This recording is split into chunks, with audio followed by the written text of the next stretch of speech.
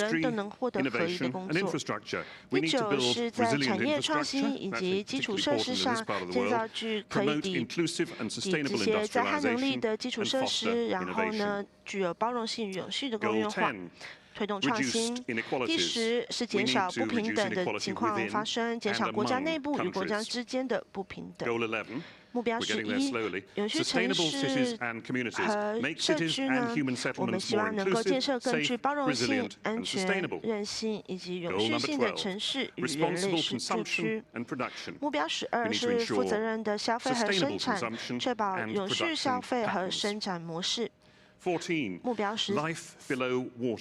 目标14是在水域生态，不好意思，是目标13，气候行动，采取紧急行动，以因应气候变迁以及它的影响。目标14是水域生态保护永续，利用海洋和海洋资源，以促进永续发展。目标15则是在陆地生态的部分，保护、恢复并且促进永续使用陆地生态系统，永续的这个管理森林，还有防止荒漠化，并且制止和扭转土地退化，遏制生物多样性的丧失。目标16是和平与正义的有力制度。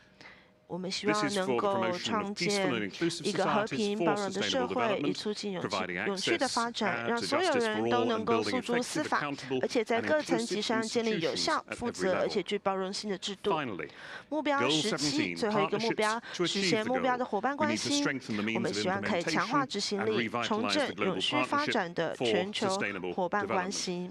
好的，但我念完这17个，其实非常的这个不容易哦。那我们知道，除了这些目标之外，它还有其他的次目标。那这一般我们其实是很少把这17个统统放在一起，一次这样子的提出来。那我们也知道，在这个联合国网站上呢，也会有这样子的一个内容。那我想其中一个。我们需要讨论的是，就是我们大概会提到，除了这17个之外，我们可能在媒体上面会听到的，就是会比我们一般常听到的3、4个目标还要更多一些、更复杂一些。那我们如果要在2030年达到目标的话呢，就需要做出很多的改变。那尤其是可能是我们好几世纪以来的不同的所创建出来的系统，不管是从经济层面。或是从政治层面的话呢，我们都可以发现有非常多的改变需要发生。那我不知道在座各位是否觉得2030年这些是可达到的目标，但是呢，我想不管如何，这都是非常值得追寻的一些目标。它们非常的复杂，也非常的深具挑战，但是这可以让我们的世界变成一个更好的居住环境。那我在进入我们的这个讨论之前呢，想给大家看一下在亚太地区的各区所发生的事情。我们委托了这法新社呢，在各个地方呢为我们做了一些采访。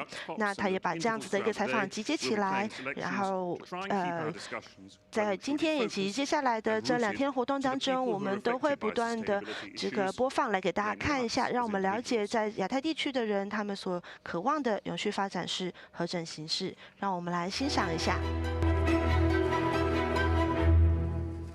可持续发展，其实我认为它更强调的是我们现在的人类对于环境、资源，还有就是一些其他的东西的利用。那么不仅仅要维持我们现有人群的生活，以及就是发展，同时还要兼顾到几百年甚至更远的我们的后代的生活和发展。This country is suffering. We've got droughts in Australia at the moment. We've also got wet water patterns happening in areas that we wouldn't traditionally see them. So yeah, it's not, you don't have to look far to see the impact here. Nah, saya itu taunya dulu kan ada namanya MDGs, Millennium Development Goals. Nah, setahu saya SDGs itu adalah revisi atau perbaikan dan penambahan atas goal-goal MDGs。ရေရှည်ဖွံ့ဖြိုးတိုးတက်မှုဆိုပြောတဲ့အတိုင်းပဲကျွန်တော်တို့ generation ကချင်းကြလို့ရှိရင်ပျောက်ကွယ်သွားမှာပေါ့နော်။နောက်ချိန်မှာလာမယ့် generation ကိုအသစ်ပြန်ပေးခဲ့ရမှာဆိုတော့ကျွန်တော်တို့အရင်ကငှားခဲ့တဲ့အတိုင်းပြန်ပေးနိုင်ဖို့လိုအပ်ပါတယ်။所以 SDG 就是千禧年目标的更进化版。如果我们可以在每个主要的努力当中互相学习，我们就可以慢慢的做出改变。但是我可以感觉到各位可能感觉我们时间不够，也是。但是我觉得这不应该当作借口，让我们去减缓我们现在已经对地球造成的冲击。所以我们今天要问的是，我们今天聚集在这里是为什么呢？我想很明显的是，这些目标要达成，必须要政治人物、企业以及人民都想要做出改变才能够实现。而在这些群体当中，人民的声音、人民的力量最大。企业必须要听命于政治人物，而政治人物必须要对人民负责。要影响政治人物以及企业且人民必须要有相关的知识，而且要有能够沟通以及接受资讯是好的广播者以及节目制作人的基本要素。所以我们今天主要是想要回答几个问题：第一，节目制作人以及播报人员要怎么样自己达成永续发展？第二，要怎么样用他们的节目让人民能够发声？第三，他们要如何分享最佳实践以及在永续计划上合作？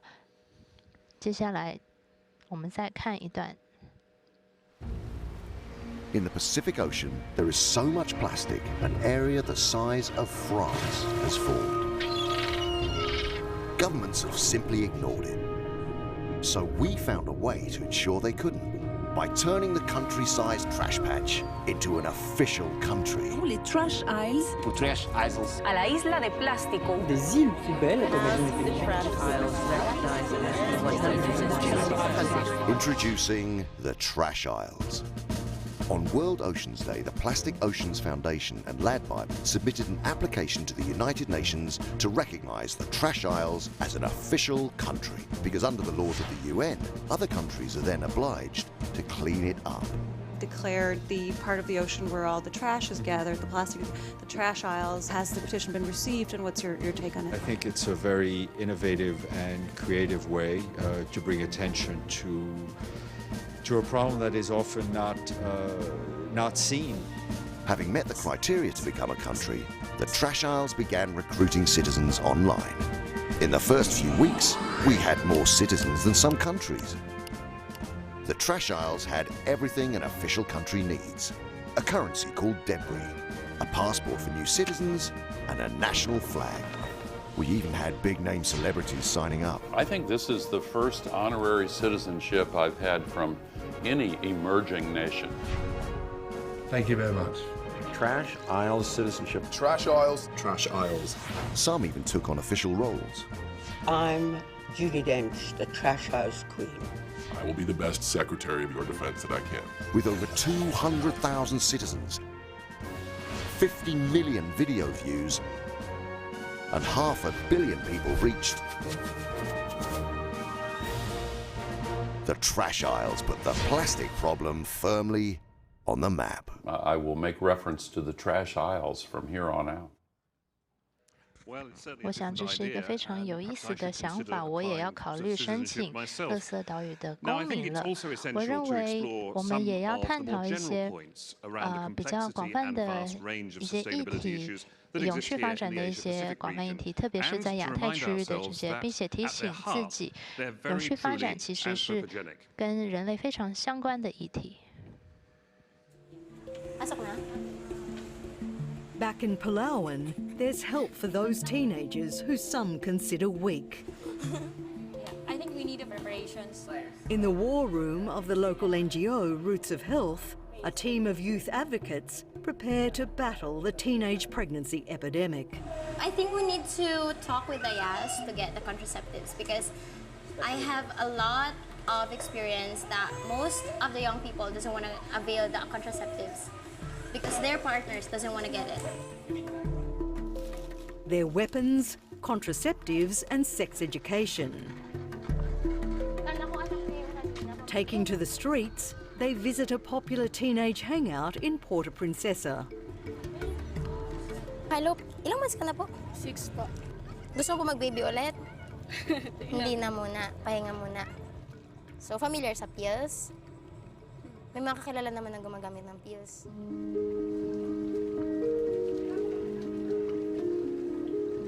Not far away, at home in her Stilt community, thanks to Roots of Health, Terrell is now protected from another pregnancy.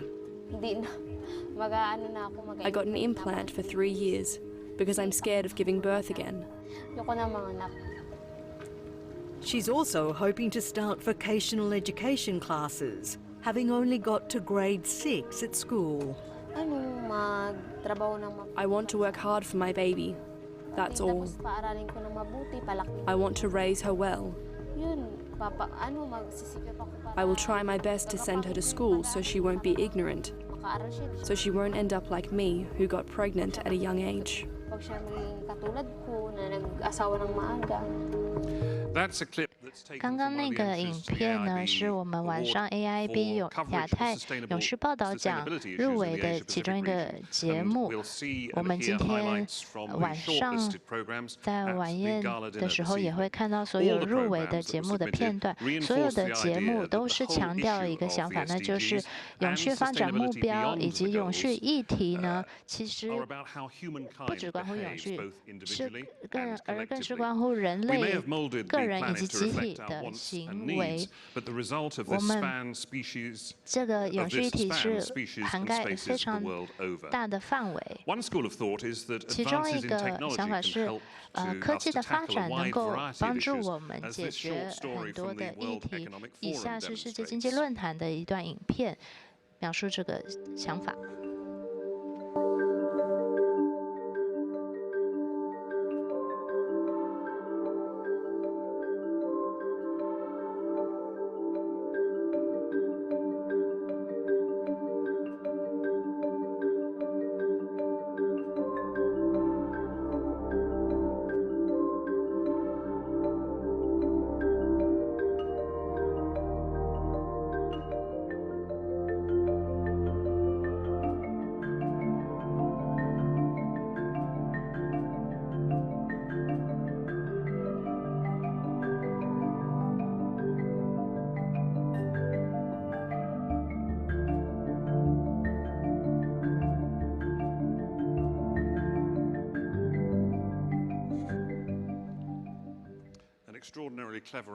我觉得这个想法非常的有意思，也是我们非常需要的，因为我们看到海里每年都消耗掉4000多亿的塑胶瓶，所以我们今天早上的论坛的要讨论的呢是永续发展的方法，还有一些政治的议题，阻止我们没有办法实现这些目标。那么我们今天的论坛与会者非常的优秀，我们在场也会有机动性的记者，因为我们希望观众呢也能够一起参与讨论，我们都参与其中。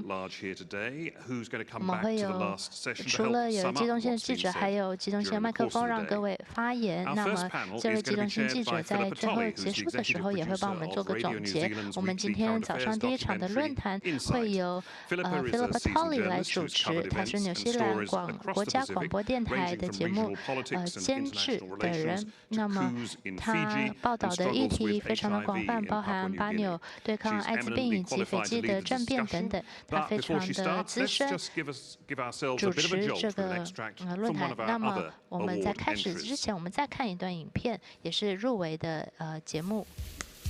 2 weeks ago, I engaged the help of students from Temasek Polytechnic for a giant-sized project.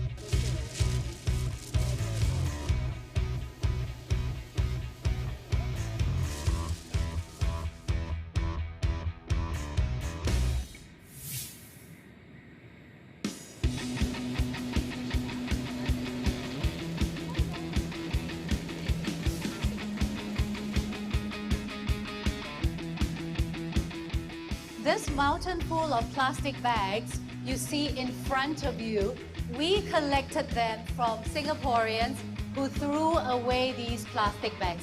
It's a solid mountain in here. Now you would never guess how long it took us to throw away these 2,500 bags. 你认为这2500个塑料袋是多少时间丢弃的？我看不到半年就可以了。I think it's about roughly is 1 year. I think it took about 1 month. 2 months. 2 days. 1 day. Get ready, I'm gonna tell the answer. 3 seconds. 3 seconds. The answer is 3 seconds.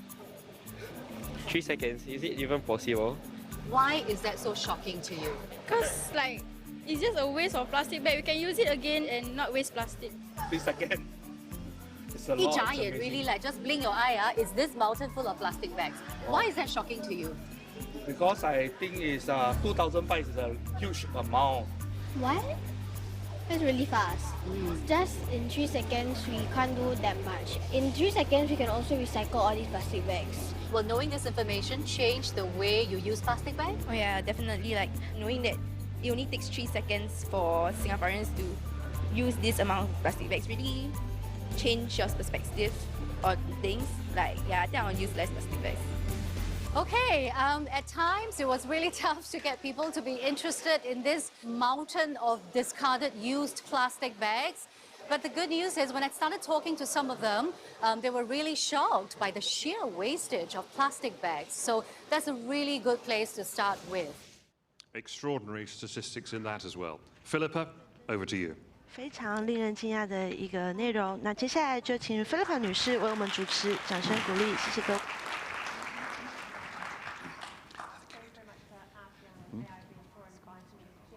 I know it is. Need the microphone. Sorry. I'll start again. I didn't see it there. Thank you very much for inviting me to chair this first session of the panel today to discuss these very important issues. And looking at that excerpt that was just played there, a documentary, one of the documentaries I commissioned just in the last week, looked at the plastic bag problem. I understand in Taiwan you have a campaign to no longer use single-use plastic bags, but with the changes in China to make sure that recycling no longer lands on their shores, it's created a problem for the rest of Southeast Asia. And so just in the last week we had a program looking at the challenges in Malaysia, where recycling is going often illegally and leaving villages suffering. Is that better? Suffering the consequences of illegal recycling, where plastic is burnt at night, leaving carcinogens in the air for those local villages. So many of these topics are very, very important to the daily lives of individuals. And we have a great panel here with us today with expertise in lots of different areas of those those sustainable development goals that Simon was referencing. When he was reading them out, I was thinking, what a wonderful world it would be if we could get all those goals into place for the future and for future generations. We have Lin Nyenzu, who works in Nepal, empowering women with women's health and environmental issues. We have Wang Yuni, who is right at the centre here in Taiwan on sustainable energy issues. And we also have Larissa Baldwin, who's here representing activists that work with Aboriginal peoples and the Torres Strait Islanders, advocating over issues that particularly affect those people in the north of Australia. Nyenzu, perhaps we could speak with you. So in Nepal, you are working with women's health, specifically menstrual health, an area where there is a lot of taboo. What is it that you've been trying to achieve? Hello, hi everyone, good morning and namaste. Well, actually, do you know the world's largest garbage? The first is baby's diapers, and the second is women's menstruation products. Yeah, so what we basically do in Nepal is we want to do education on menstruation, because this topic in Nepal is like a taboo. And another thing is to provide a reasonable and nice and comfortable sanitary products, which we develop a reusable cloth pads. So when I first traveled to Nepal, and I bring cloth pads from Taiwan to introduce to the women to Nepal. And they asked me, wow, this is a brilliant idea. And where can I buy? I need more. I want to share with my whole family. And I said, oh, no, this is from Taiwan. You cannot buy here. At the same time, I felt, okay, so if I bring something from other country to introduce to the Nepali women, this is not so sustainable because there's no source in local. So it gave me an idea, why if I can establish my own production factory? And this is how Dharti Mata came. Yeah. When it comes to environmental issues, Nepal has very many challenging geography. You know, the mountainous region, very difficult to deal with rubbish and recycling. How generally is rubbish dealt with, be it baby diapers or menstrual byproducts. What happens generally in Nepal? So when we talk about climate change, the first thing we can think about the Himalaya mountains. Yeah. So basically, I went for trekking 2 years ago. So beautiful, just stunning, yeah, stunning. Up to 5,400 meters, facing Everest. And I walked for over 11 days. So we will walk to the mountains around 4,000 meters high, and you will see the local village, Tibetan village. And they're talking about what's going on. Less ice, and the difficulty in the mountains, lots of trash brought by porters to serve the trekker. They need to celebrate their summit, and they drink Coca-Cola and beers, and that needs porter to bring up. So you see lots of trash, Ashley, in the beautiful holy mountains. And in Kathmandu, there is, actually, I don't think there's a very sustainable garbage managed way. It's like everything is up on the street, and you will see animal, cow, holy cow, and eating those trash. And for the women in the Himalaya region, it's very difficult. They don't have proper sanitary products. And once there's Tibetan women told me she wears 3 pants without underwear. And this is how she dealt with her period, just wear wood felt pant, like trouser. So, and there's some NGO, they send disposable pads, bring by porter, but it's also use and throw.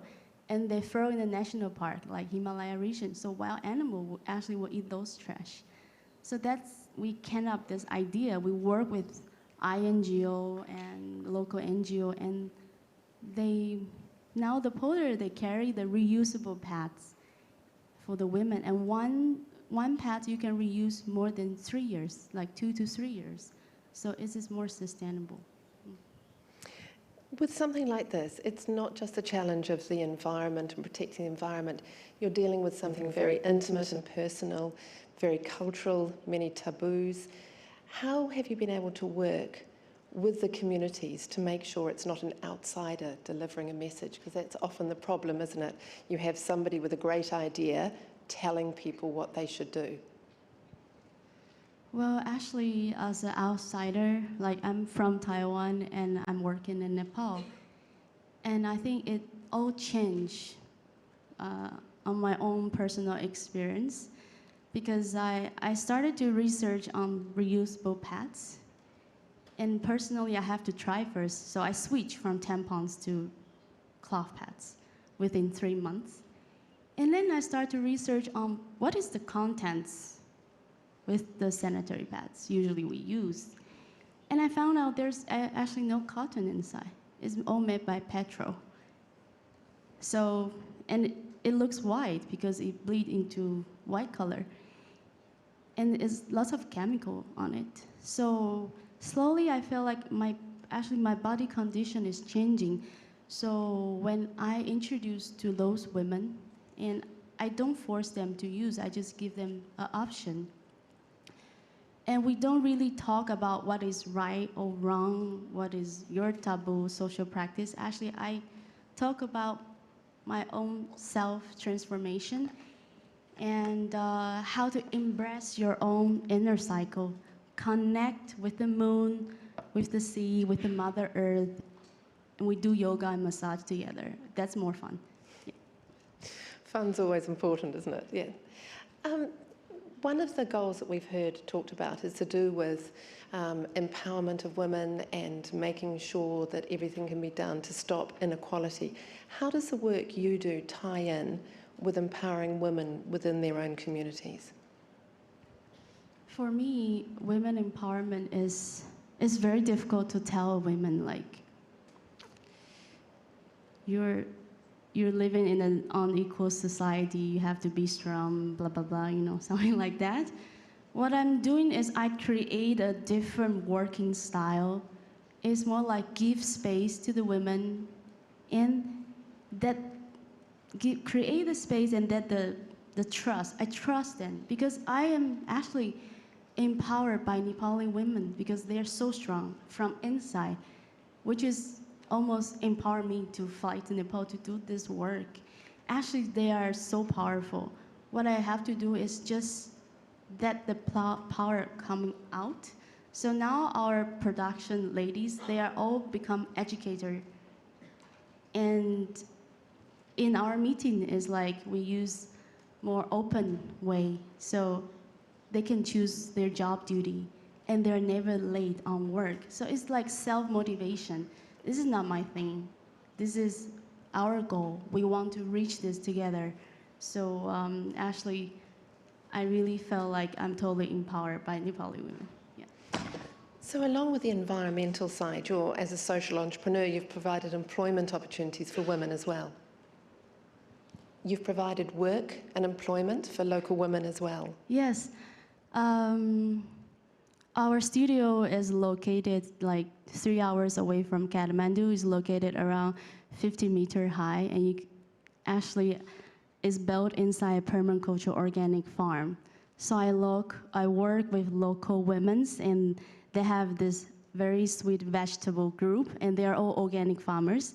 So I got 8 women working now, and they are also growing their vegetable and food for family together. So it's not like they work for me and they give up their field.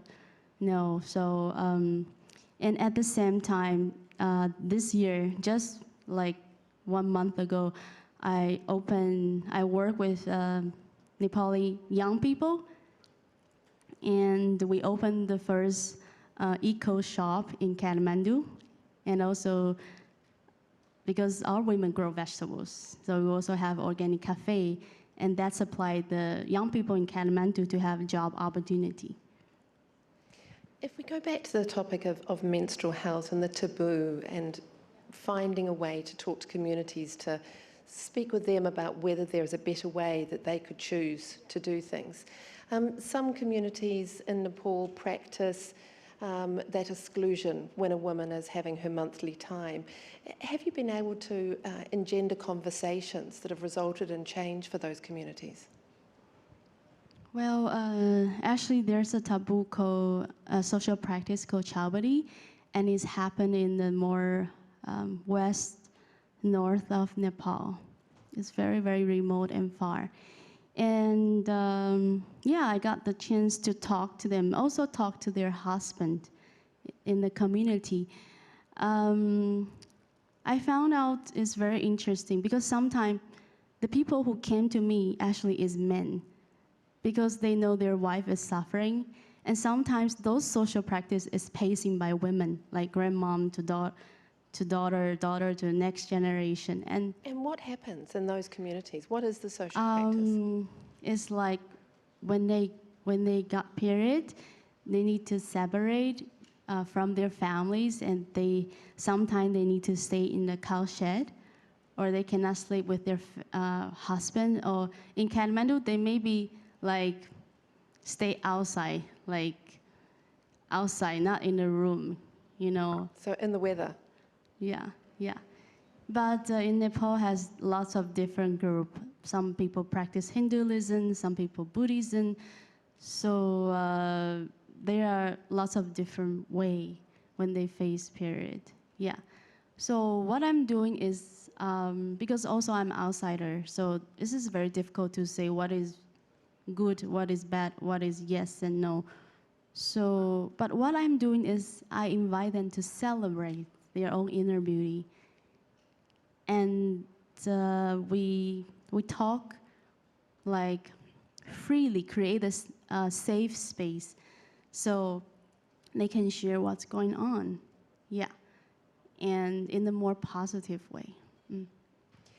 Even though it's to do with empowering women and to do with practices that involve women, how important is it that men are part of that conversation?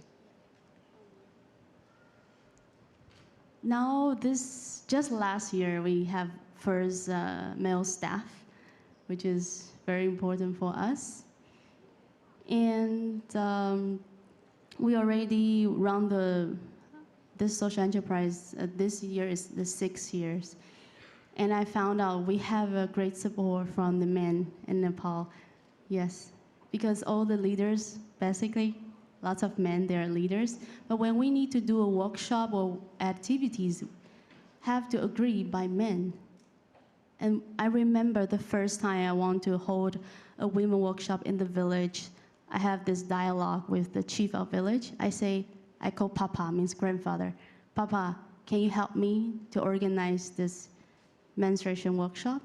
And Papa, he just nod his head. This means yes, like yes. And he say, I'm ready to help you. And I said, why? And he said, because this is good for my wife, my granddaughter, my daughter-in-law, my sister, why not? And then slowly women came. Yeah.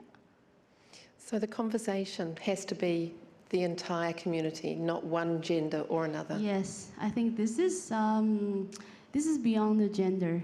Yeah. And I just mentioned our studio is built on the organic farm. And also there's lots of farmers from Nepal. They came to visit, learn how to do it in a permacultural way. So now those farmers, the men farmers, they start to buy our kits like eco packs for their wife, for their daughter. Yeah, so once there's a farmers group, like whole group, everyone, they buy whole set. So this is like so exciting for our workers, yeah. And I suppose just outside your work, if you looked at Nepal as a whole, how is that nation doing in combating its environmental challenges? Because as you say, we hear about the climbers, the trekkers, such a beautiful country to visit, but so many people leave so much rubbish behind. Very difficult to deal with in that environment. Actually, when I have this idea, I want to create my own social business in Nepal, the first thing I do is I move to Nepal for 6 months just to observe and stay in the village. One time, I was in a homestay, and I asked, where's the trash can? I want to throw, like, toilet paper. And they say, oh, just throw whatever. And I say, oh, they don't have trash can. And I found out they don't have trash, actually. The life they live is so beautiful. They don't create any trash. You know, in the village, everything is connect and recycle. And they have this, everything is self-sustained. They have this small farm, and they have their own cow. They make their own milk, yogurt. So this is how I learned how to live in a sustainable way. Yeah, so this country, I think, although in Kathmandu you see trash everywhere, it's because the trash is there, don't hiding, it's just on the floor. But I think in a modern country, I cannot believe how many plastic we use in one day, because we just hide it underground. We don't see. It looks clean, but it doesn't true. Yeah, so I think in the village, they really taught me how we live in the limit, not so limit actually, because this is only how we need. We don't need to spend so much, use so much resource to create a happy life. So there's a challenge in preserving that well-balanced way of living as people move into a more modern life. Yes, and I found out there's lots of young people in Nepal, they become awakening. For years, like maybe 2-3 years ago, they just fight back the Monsantos, you know? So there is actually the local people, as the young people in Kathmandu, they now in the weekend, there's 3 farmers market in Kathmandu. Yeah. And because they are not going so far to the modern society, because they are not so, they didn't go through the industry development. So kind of remote, but people come back to Nepal and learn about sustainable lifestyle, so which is really amazing. So lessons there for everyone. Perhaps this is a good time to turn to Larissa Baldwin, talking about traditional practices and Indigenous people's rights. You've worked very closely and advocate on behalf of Aboriginal and Torres Strait Islanders. What are the crucial challenges that are facing those communities? There are a number we hear often about, so many areas where these communities are perhaps not doing as well as they could because of maybe institutional, structural difficulties. But what do you find are the most pressing challenges for a sustainable future for those people? I think for Aboriginal and Torres Strait Islander people, some of the biggest issues are, one, within a country like Australia, it deals with the process of colonisation. We have Aboriginal and Torres Strait Islander people who have rights to their land, have rights to determine through our the Native Title Act and the Land Rights Act and that sort of stuff, determine that they have rights over the land, they have the right to negotiate with companies, but also the way that it works in terms of a government process and government, I guess, frontline services is that very much it is services that are imposed on communities versus being what Aboriginal communities actually need. And so from a standpoint of where we're at the moment is that we're seeing a lot of industrialisation of Aboriginal people's land because a country like Australia is the largest exporter of coal and gas, largest exporter of coal, but becoming quickly the largest exporter of gas as well anywhere in the world. And so something like these industries, actually when we talk about issues of like climate change and the disbursement of, I guess the Australian population, if you think about it, majority, over 70% of the population lives in the southeast corner of Australia. But Aboriginal and Torres Strait Islander, very much like Indigenous peoples across the world, we live across the breadth of Australia. So we live in very remote places. We live right around the coastlines. And so we're responsible for just such a large part of Australia that is not connected to large cities. And so frontline services like health, housing and education, there's an, I guess, inequitable access for our communities in those areas. So the sustainable goals that we heard, we would have poverty, health, education, equality, all those issues. You're talking about the land though. What is it that generally the Aboriginal people are saying they want to do with their land? Is it more control over its future? Is it different use? Where is the conflict there? I think it's a bunch of different things. First is acknowledging that Aboriginal and Torres Strait Islander people have connection to this land. Scientists can prove for up to 60,000 years. And so we have an ongoing connection to our land and a spirituality that is connected to that. So part of that is about continuing our cultural practices, being able to live on our land. So with Aboriginal people, we're not one nation. We are over 500 different nations and we speak over, I think there are still nearly 600 languages in Australia that are alive. When you talk about somewhere remote, like the Northern Territory, there are communities that speak 5-6 languages before they speak English. So I guess there's a self-determination and an ability to live our life as dignified as we want to live our life and have control over our own future and our own future generations. I guess the issue with big corporations and especially mining in Australia is that it creates a power dynamic between Aboriginal communities having a service, like if you go to communities in the Northern Territory, for instance, somewhere like Borroloola, they're 14 hours away from the closest major city, and I guess the health services that are provided there, the dialysis machines are provided by a mining company.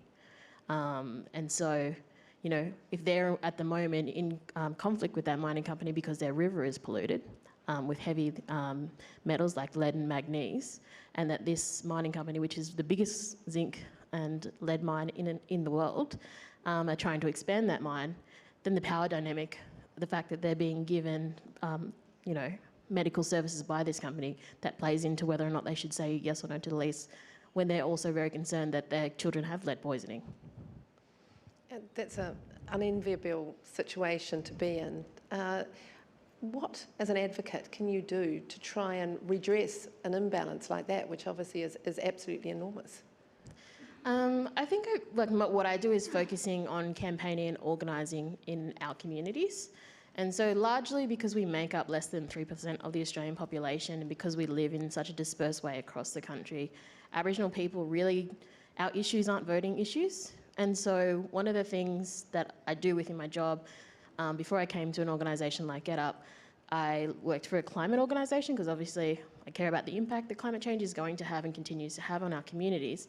But once I was working, I guess, in the environmental space, it's more clear that an issue like climate change for Indigenous peoples can't sit in an environmental space, and we have to look at the system as a whole. So the extraction, but also access to essential services and that sort of stuff, and be able to talk about these things. We have to be able to talk about remote housing because that's part of the issue and the power imbalance that exists with communities as well, and the fact that the government needs to be delivering these frontline services. So yeah, I guess the work that I focus on doing is, one, engaging and communicating with our communities about what's happening. What actually, when we talk about consent to mining, when we talk about free, informed and prior consent. And so a lot of the process, especially across some mines in the north of Australia, talking about actually there's one impact, which is like the industrial impact of this mine on country, and explaining that to them, and explaining to an independent inquiry last year that, you know, people weren't consulted with translators, and people were asked to sign things without knowing what they were signing. And this is actually a huge issue, but also the fact that, you know, people are saying no, and they need to be listened to by companies. So part of it is explaining that, but also a lot of the work that I do is actually explaining to Aboriginal and Torres Strait Islander people and teaching them how to advocate for themselves. So a lot of the work that I do is explaining government processes, how voting works, but why it's important to vote on issues, even if you're in a remote community, because when we do exit polling, we can show why people are voting for different issues, and also bringing them to government, bringing them to the Northern Territory government, bringing them to the federal parliament, and giving them an opportunity to speak to the people who represent them. Those things that you've explained there about that imbalance, that's one of the things that has led to so many environmental catastrophes. And a lot of people would still advocate and say, we need vibrant economies. You know, the mining industry is a colossal earner for Australia. We need to keep investing in it. We need to keep digging things out of the ground and selling them overseas. And we will do what we can to help the local community, but it's a small number of people compared to an economy of an entire country. How do you balance those? How do you make progress and counter those arguments, or make sure that economies are sustainable?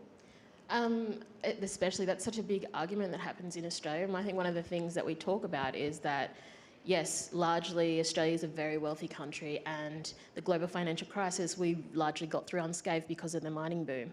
But the reality is, and there's a lot of research to show and to prove this, is that remote Aboriginal communities, that are the communities that live next to these big extractive mines, they didn't see, they were promised a lot of things, but those services, that money, those royalties didn't eventuate for a bunch of different reasons. Whether that was changes to things like the Native Title Act and how people can create a profit, but it's about telling the truth and about, you know, the way that we need to disperse funds in our country needs to live the most impoverished people. And you know, I think for the average Australian, they can see the massive mining boom and they can see all the mining jobs making tens of thousands of dollars. But they don't see from a remote community standpoint that they've just given away their land. They're now living with land that's polluted, and they actually have no, I guess, way to, or very little in Australia to get some sort of financial gain. So governments know about that, and I think part of the work that I do and the work that I do with communities, and about creating a narrative around this stuff within the media, to show that actually this is the evidence and this is what the people from these communities that are impacted by this are saying, is it creates a narrative within Australia that allows everyday Australians to question, be like, is this industry worth it? But also, what do we need to change? How do we need to change the way that these industries are rolled out, or just like how the royalties are, I guess, dispersed amongst everyone? These are aspirational goals for, you would say, your average Australian. Do they think mining's worth it? Do you think the attitudes are changing?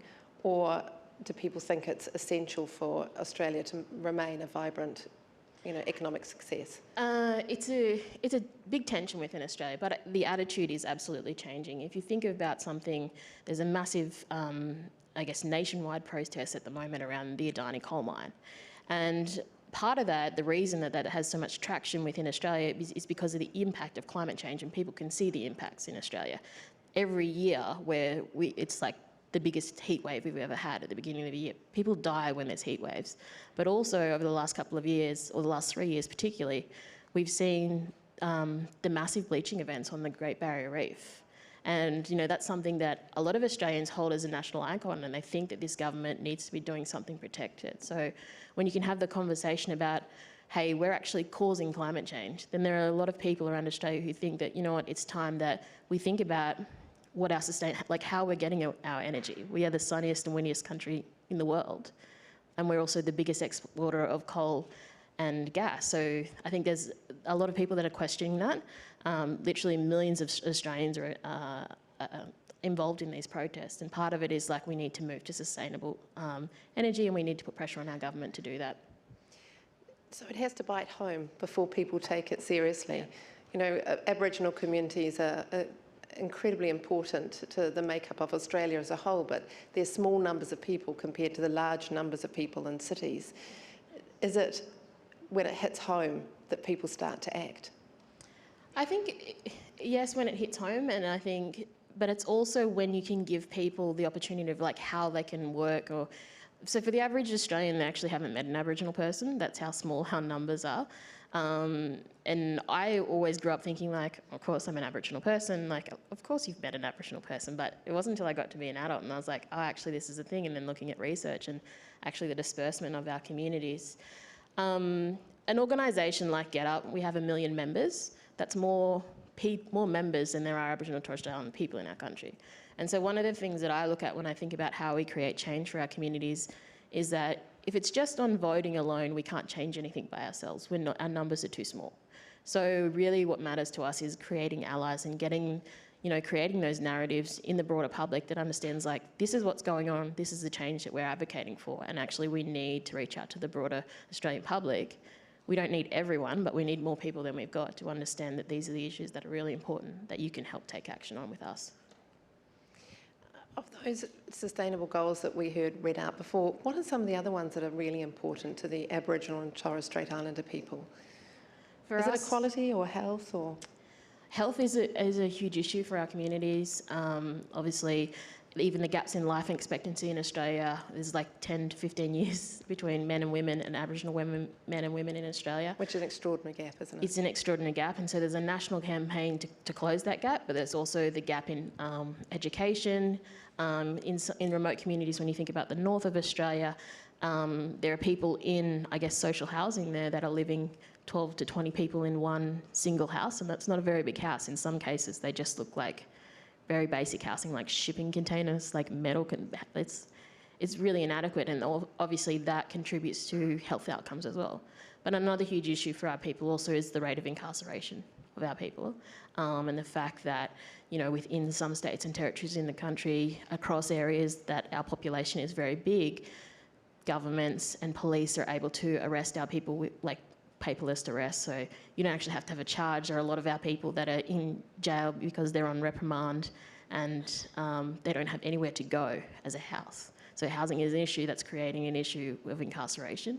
And then there's also the issue that our people die in large numbers in custody, often because a new report came out recently saying that most of the Aboriginal and Torres Strait Islander people that have died in custody is because they actually didn't get access to medical services. Not because, that has a huge issue for our community. And this is not new. This is something that's been reported on. The media has reported on deaths in custody, the levels of incarceration of Aboriginal and Torres Strait Islanders for a long time. Is anything changing? I would say that at the moment within Australia, not enough has changed. There were, I think, something like 339 recommendations that came out of a Royal Commission about how we could stop Aboriginal deaths in custody, and very little of those recommendations have been implemented by our state or federal governments. So where we're at the moment, I think, especially within the Aboriginal community of Australia, is that really that power is growing to put pressure on our government to be like, you need to be making these changes. And I think in a lot of places there's a lot of strategy behind it. There's a lot of people coming together, but I noticed that there are also a lot of allies in this space as well. If you look at the Australia Invasion Day rallies, there's like more people attend Aboriginal rights rallies on Australia Day than they do Australia Day celebrations. And that's a big change that's happened recently over the last 5 years. So it sounds like you're saying the support among the people is changing, thoughts are changing among the Australian people. Is it at the political level that possibly there's still a lag? I think at the political level it is changing. We had somewhere, I think it was 2 days ago, we had the current Prime Minister come out and say, well, because of all the protests that happen on Australia Day by First Nations people in our country, that they're going to have an Indigenous Day celebration. And a lot of the response to that was like, the day isn't actually about needing a day to celebrate Indigenous people. The day is about talking about our rights and our treatment in this country. Australia Day as a celebration for our country has existed for 20 years, but the protest that takes place on the 26th of January is a protest about the date that Australia was, the first fleet arrived in Australia. And the protest for the last 80 years for Aboriginal people has been about our rights, our access to education, the fact that we want equal rights to things. And so if you change a date or you have an Indigenous Day, we're still going to protest on this day because we're not seen as equal by our government. So just giving a name to it and giving a day to it doesn't make it go away. Yeah. Look, this is probably a good time to, when we're talking so much about energy and sustainability and climate change, to turn to Wang Yuni, who is the chairperson of a company based here in Taiwan that is developing solar power and wind power, so a transition towards more sustainable energy. If you could tell us a little bit about what progress you have made in transferring Taiwan to a more sustainable platform and also the diversity of energy sources that you have at the moment.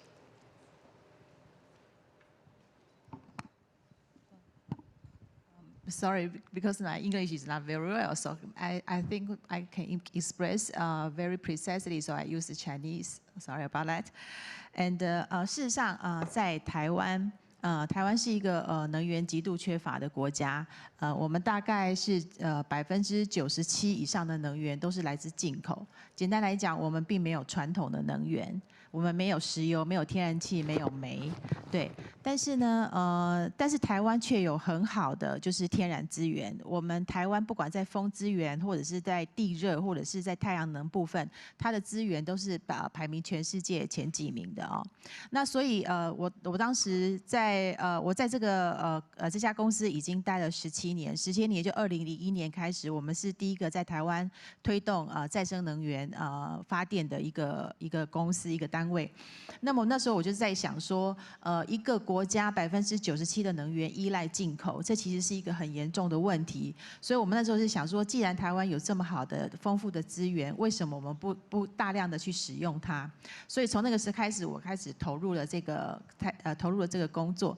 那当然在过程当中，我们大家都知道会遇到非常的困难，因为台湾是一个很特别的，就是说它在新闻自由、人权、民主方面都有非常大的进步，可是它在能源方面其实是相对非常的保守。我们到现在目前只有一家国营的电力公司，然后我们不可以自由选择买卖电力。好，我们也不可以自由的生产电力，但是在经过这几年的改变，去年开始我们使用了几十年的一个法律，电业法有改了，目前朝向绿色能源可以去自由买卖。那在这样的情况之下，等于是说台湾的能源的改变跟转型慢慢有了一个起步跟开始。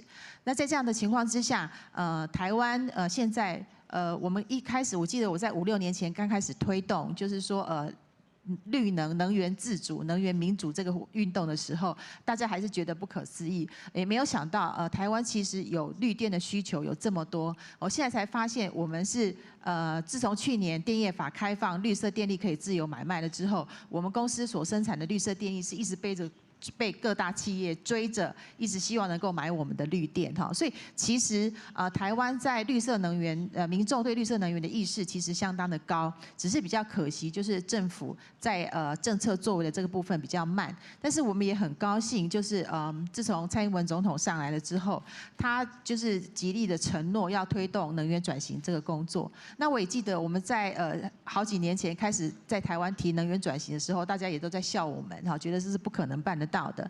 那我们现在政府目前积极的往能源转型这个目标推进。那过去台湾的整个能源结构，它是70%是传统的火力发电，然后15%是核能发电，那剩下的15%是可能就是气电共生或者是其他的绿色能源。但是现在我们整个转型，我们的目标是希望未来在2025年能够达到天然气50%，然后绿色能源能够占20%。然后其他能源占30%。那在这样的情况之下，其实这是一个很重大的变化。那当然在实施的过程当中会遇到非常多的困难，因为你是把传统的旧有的能源势力要整个结构要打破打坏，所以这个过程当中会遇到很多的困难跟阻力。不过我们相信依照各国的这个路径来看，这是一个对的方向，所以我们还是持续的往这个目标在走。We were speaking before this session and comparing the energy generation in New Zealand with Taiwan, and we're lucky we have a lot of hills. We have a lot of water. In New Zealand, a lot of our electricity is generated through hydroelectric schemes. Those schemes, though, were built a very long time ago, many decades ago. And at the time, there was a lot of opposition to the dams that have to be built for those hydroelectric schemes. Wonderful source of power, but you obviously flood large areas of land in order to build those dams. I think if we had to rebuild a dam or build another one now, it would be very, very difficult. But we also have a lot of wind farms, not offshore, but given that we have a lot of wind, especially in my home city, which is Wellington, it's known for its wind, with Chicago, two of the windiest places in the world. Which is great for generation, but a lot of people don't like the look of all those turbines at the top of the hill dominating their view. What is it like here when you want to build new wind farms?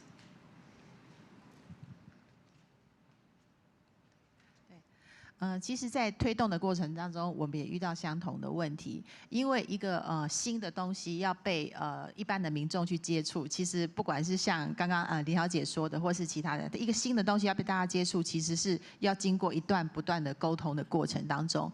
那我们也承认，在一开始的确大家都不了解它是什么的时候，的确要花非常多的心力去跟他们说明、跟沟通、跟了解。那但是慢慢的，当我们路上的风场一个一个盖出来了之后，其实你会发现，真正受它影响的这些利害关系人，比方说住它比较近的这些居民等等，他们其实反而都比较愿意接受风力发电，因为相较于其他的能源形式来讲，它所造成对人们的影响是可控制的，而且是可以解决的。好，那一般假设来说，比方说像陆域的风力发电，大家比较会质疑的可能是它的噪音问题。好，那可能也有一些景观或压迫感的问题。另外一个比较特别的，在台湾的可能是风水的问题，对。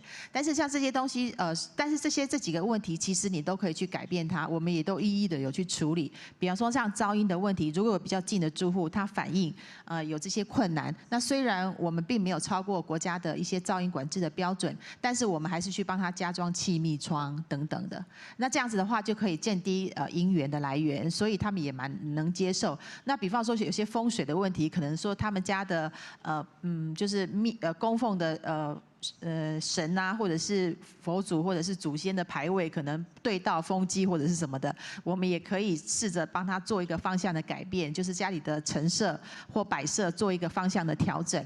那其实我们都有去做这些工作，他们看得到，他们也就发现说，其实风力发电所造成的影响，真的相对于其他来说是比较小得多，而且是可改变的。所以到目前为止，我们的做法是，就是百闻不如一见哈。如果你对这些还有疑虑的话，我们就会组织很多地区其他地方的居民，就是到我们的风场实际去领会、去体会，让他去听听看他的声音，去看看他了解一下他震动的情形。那我们发觉其实效果非常好，很多人去看了回来之后，他都会直接主动的跟我们讲说，那我在哪里边有一块地，可不可以你们也来设风机等等之类的。所以我觉得新事物的过程当中，当然会有很多的疑问跟恐惧，但是你透过不断的沟通，我想大部分人都能够最后都能够了解并且接受。Also, sometimes people that are concerned about the environment can be at loggerheads. I know back again in my home country, people that are concerned about the bird life and are worried about wind turbines. So do you have similar things where different environmental concerns sometimes clash? Yeah. 就是有关于生态影响的部分的，我们其实也因为像在台湾，你如果做风力发电的话，在一定规模以上，大部分的都要进行环境影响评估。对，那在环境影响评估的过程当中，我们就会去测试很多的背景资料，然后让相关的委员去审查，他们也会告诉我们一些如何降低影响的办法，还有你在选址当中如何避开一些飞鸟比较敏感的途径。那最重要的是，我们风场盖完之后，还要持续的监测，让他知道说这个地方如果盖好风机之后，是不是会产生整个对生态的影响。像我们在台中风场，我们大概已经连续7年。的就是对于鸟类的观察，那这7年来，因为我们有盖风场新建前的资料，也有风场新建后的资料，所以这7年来的资料，我们可以很明显的发现，不管是在鸟类的数量或者是种类上，不但没有减少，而且增加。所以类似像这样子的一个讯息，其实就可以很充分的让大家能够了解，说其实风力发电机，如果你在选址上有做过比较好的考量的话，避开他们一些比较生活敏感的路径或者是栖地的话，其实对生态鸟类是可以跟风机比较能够和平共处的。不过这当然就要依赖的是一些专业的选址的知识，这样子。Businesses are very concerned that their power is secure and it's always going to be there when they turn the switch on. The wind doesn't always blow. Have you had difficulties convincing those in the business community that you can provide a sustainable, reliable source of energy? 对，大家都认为就是说再生能源，不管是风力发电或是太阳能，好像都是比较不稳定的能源哈。那事实上，因为我的母公司是德国，在德国其实他们现在把再生能源视为一种，它其实不是主动去提供电力的一种方式，它把它视为是降低当地的负载，就降低当地的使用量的一个工具。简单来讲，有点像是节能的功能，就是说，本来这个地区它可能一天它需要100万度电，从别的地方调100万度电进来，但是你装设了风场之后，你可能只要调90万度电进来，因为你可能10万度电就在那边用掉了。所以其实用一个比较大区域电网规划的原则，再生能源所扮演的角色，其实是一个类似像节能的角色，就是负向的消费者。哦，那这是什么意思呢？就是说，今天你有再生能源进来的时候，可以减低整个电力公司电网调度的这个负担。对，那通常最好的电力的方式是，你有需要用电的时候，你就有电；你不需要用电的时候，你不用提供电。但是目前并没有一个这样完美的情况。那比较好的，但是我们也要知道说，虽然太阳能跟风电，它在供电的情况上是有风才有电，没有太阳就没有电之类的。但是你要想到需求是不稳定的，因为需求它有可能是这时候你开灯，这时候你关灯，或者是时候你工厂开工，你下班了就工厂收掉，这个都是不稳定的。所以稳定的供电其实不是未来电力公司的主流，它其实比较更聪明的是要配合智慧电网，让你需要用电的时候可以供电给你，你不需要用电的时候，它也可以调整它的机制。然后那是未来可能目前在整个电力系统上一个比较重要的目标。那事实上讲到稳定供电，这边还有另外一个层次的问题是说，传统的能源，特别像台湾，它是一个岛屿，它大部分传统的能源都要进口。可是你能够保证在未来的20-30年来，它都可以用稳定的价格，然后持续稳定的供应这些资源吗？其实这是反而更需要考虑的问题。但是你在台湾，其实不管风或是太阳，它绝对不会跟你 charge 任何费用，那它也是一直都有的。那我们在风场已经在台湾设立风场10几年，其实我们可以了解到，以现在电网的技术，对于风力发电跟太阳能光电去做出预测来做调配的这个技术，其实是已经有的。所以它其实可以搭配人们需求的变化，然后来也跟着太阳能跟风力的一些供应上面的变化，其实可以达到一个完美的平衡。所以我们认为说，其实在看太阳能跟风力发电这些再生能源的角度上，应该改变看法，不再从它是不是供电稳不稳定的这个角度来要求它，而是说它能不能被适当的预测出来，然后去做一个整体电力的调度的调配，这还是比较重要的。Yes, well, one area where there's increased demand coming from, of course, is transport. Driving in from the airport, the roads are very busy in Taiwan. Is there a big push here to increase electric vehicles? Sorry, again, sorry. Electric, is there a big policy here in Taiwan to increase the use of electrically powered vehicles? 现在是这样子，就是台湾的部分目前比较在大量推动的是整个离岸风力发电的部分，就是 offshore 的部分。那在 offshore 的部分的话，现在其实台湾政府赋予这些offshore 不只是要能源供应的这个任务，它其实还有带动能源产业政策的一个任务。对，所以在这样的情况之下，大家可以看到，现在欧洲各国，包括前2天还在汉堡展，这个风能展啊，这个整个会场的话题大概全部都是 focus 在台湾的这个整个再生能源，特别是离岸风电的市场的开发。那我们自己也投入了这个市场里面，我们自己来看，就是说，台湾其实目前在亚洲国家是推动离岸政策最积极的一个国家。好，那它的目标非常的明确，政策也非常的清楚而且稳定，所以我们认为未来台湾有可能是整个在亚洲离岸风电产业的一个领头羊。好，所以在这样的情况之下，我们是有我们个人是有这样子的一个信心。那其实刚刚也有谈到，这个是从大方向来看。另外，因为再生能源大部分都是一个分散型的电力，它其实是解决像部落，其实是一个很好的电力供应的一个工具。好，在台湾其实像我们在台东的这个达鲁马克这个社群，它就是台湾第一个用太阳能发电，然后希望未来能够追求100%。就是再生能源供电的一个社区。那现在未来然后这2天好像南投日月潭也有一个原住民部落的社区，也希望朝这个方向来走。所以其实所谓再生能源所涉及的整个能源转型的工作里面，对其实很多的议题，特别是目前这个联合国的这几个议题里面，其实都有很大的相关。好，那像在也许未来在部落里面，它可能用电，它其实它要拉射电网这些东西非常的贵，但是如果你有一个太阳光电配一个储能的系统，其实就可以解决部落很多的问题。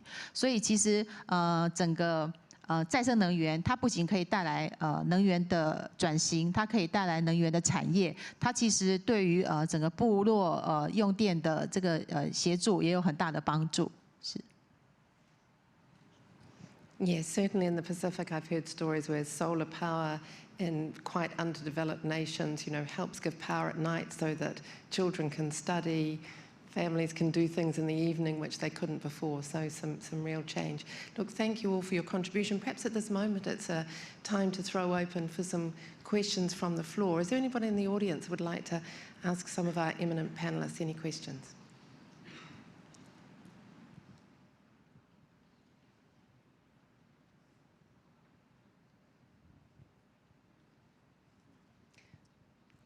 Sorry, yeah. Is it? I can't quite see in the lights. Is that Rosa?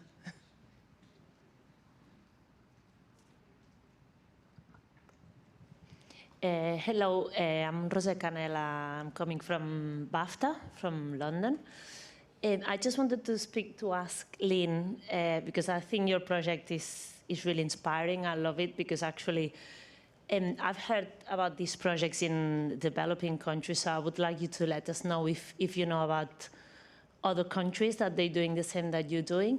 But also, I would like to highlight that in countries in Europe, for example, I found lots of women. So me personally, I use the Mooncap, and I started like 4 months ago, and I feel amazing. I mean, I love it, and I could feel really related to you when you were talking about it. But I find lots of my friends, they just don't know about it, and it's kind of something that maybe we're speaking a lot in developing countries, but maybe we also forgetting the women in developed countries that they don't know about it. Thank you. First of all, actually 2 years ago, I went to Boston in US to attend a conference. It's called Society for Menstruation Research. So there's like people from over 20 countries, and they are devoted themselves into this field about menstruation and also human rights.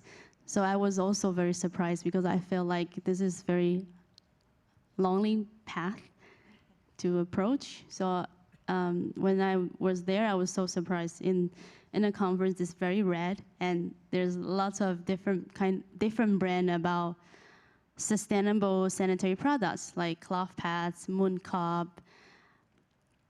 Thanks. There's also panty as well. Yeah. So I feel like now the world is coming to a second menstruation revolution. The first is maybe 50 years ago. My mom, she finally, before my mom said she used tissue paper. My grandmom used also cloth. Yeah, but it's black color. Now it's pink color. Yeah, so so before, it was 50 years ago, women, they feel happy about disposable pads because they can go out for work, more convenient for them. I think now turning to this point is women start to awakening to think about who create these disposable pads and what is inside and what is the contents of tampons. Is there other solution in the market? And then start to have this reusable cloth pads and moon cup. And also I bought a sponge in United States, like it's called Holy Sponge. Yeah, it's totally biodegradable. So, and I think now coming to the point is we start to have the choice and to think about how we treat our body and how we treat the Mother Earth.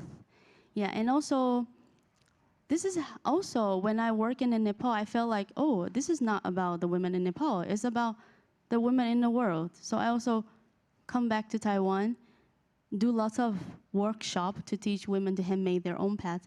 And I fly to Hong Kong, Macau, and different countries, and also organize workshops. So now, I think there's a huge revolution and change also from my friend and lots of organizations.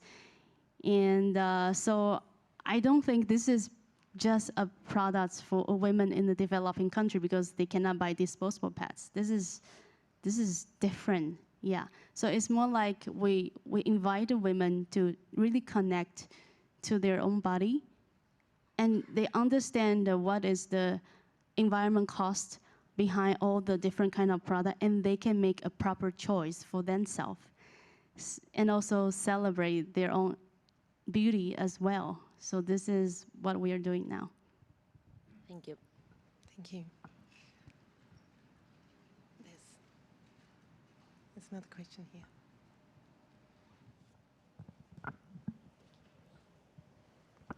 Larissa, you spoke about the disproportionate incarceration of Aboriginal people in Australia, and that's obviously a massive structural issue. Given the shrinking numbers of Aboriginal people in Australia, do you think increased representation is realistic, given the sort of political systems that are in place at the moment? And if it is realistic, do you think it would make much of a difference? Can you just reframe that? Like, what was the question, sorry? So would increased representation of marginalised groups like Aboriginal people in Australia, would it have the potential to actually change the kinds of problems that they face, and is it realistic? So the thing about Aboriginal people in Australia is that our demographic is completely opposite. So yes, we have less than 3% of the population, but also Australia is an ageing population, and Aboriginal people are over 50% of our population is under the age of 25. And so it matters because, and going out there and re-engaging people on issues like incarceration, one, these are issues that predominantly focus, or like, I guess, the incarceration rates of our young people and our men are the most targeted by the policies that are held by the Australian government. also think that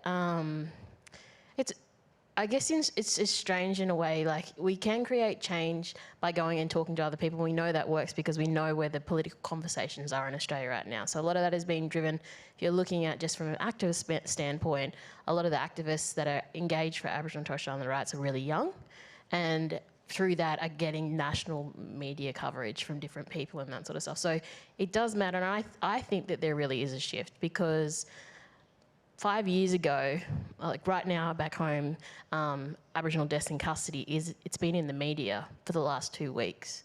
And so I feel like everyone might know about the 24-hour news cycle. For an issue to resonate for 2 weeks in national media across Australia, it resonates for a reason, and has to resonate with, I don't think Aboriginal and Torres Strait Islander people are reading all the mainstream media. For a lot of it, I feel like our mob actually don't read that media because it doesn't include us. But I think that we can create change because we are getting, creating the stories, and our stories are getting out there. And this is a huge shift from what we're seeing even 10 years ago, that our issues are starting to resonate. So on some level, I don't know exactly where the resonation is, but governments are listening. When you listen to it, where the government politicians were getting up and talking about deaths in custody in the media, it is resonating in Parliament. So I feel like we just got to keep doing what we're doing. Our population is never going to increase that much. We are a fast-growing population, but I don't feel like we're ever going to sway that demographic or be able to change it in terms of numbers. But certainly, we do have support on the stuff that we're working on. Do you think perhaps the resonance is because of parallels with incarceration rates of black men in America or South Asians in the UK? Absolutely, 100%. The Black Lives Matter movement in America, also within Canada and the US, the Indigenous Rising or Idle No More movement, the Standing Rock protests, all of this stuff that is being led by people of colour or Indigenous people around the world really has influence in Australia, because what happens is, one, I guess the populations are so big that it creates international waves through media. And then what Australians do is you have to look at your own backyard, and you have to be like, well, we have First Nations people here, and Australia isn't completely ignorant that our First Nations people are fighting against massive extractive industries. It's in the media, it's been in there, it's been dominated in the media for decades. So I feel like there are international moments that are actually making Australians look at ourselves, because we like to see ourselves on a world stage as someone who participates in things like the United Nations, like a country that is progressive, that should push other nations to uphold people's human rights and that sort of stuff. And when we're not doing the same thing in our own for our own people, our own First Nations people, then what it creates, even within media commentary, people who aren't Aboriginal, people are saying, well, why aren't we doing it? So obviously, what happens on a global stage has a huge influence.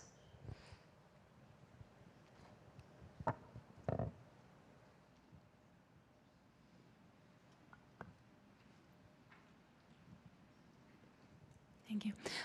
王老师，非常感谢您的分享。然后我想问了，您提到很多来自欧洲的绿能公司来台湾投资，是吧？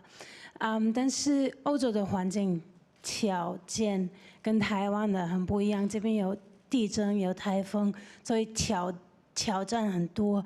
我想问，可不可以分享一下那个过程，怎么研究台湾的特色环境挑战，然后怎么发展一个适合当地的环境的绿能技能？谢谢。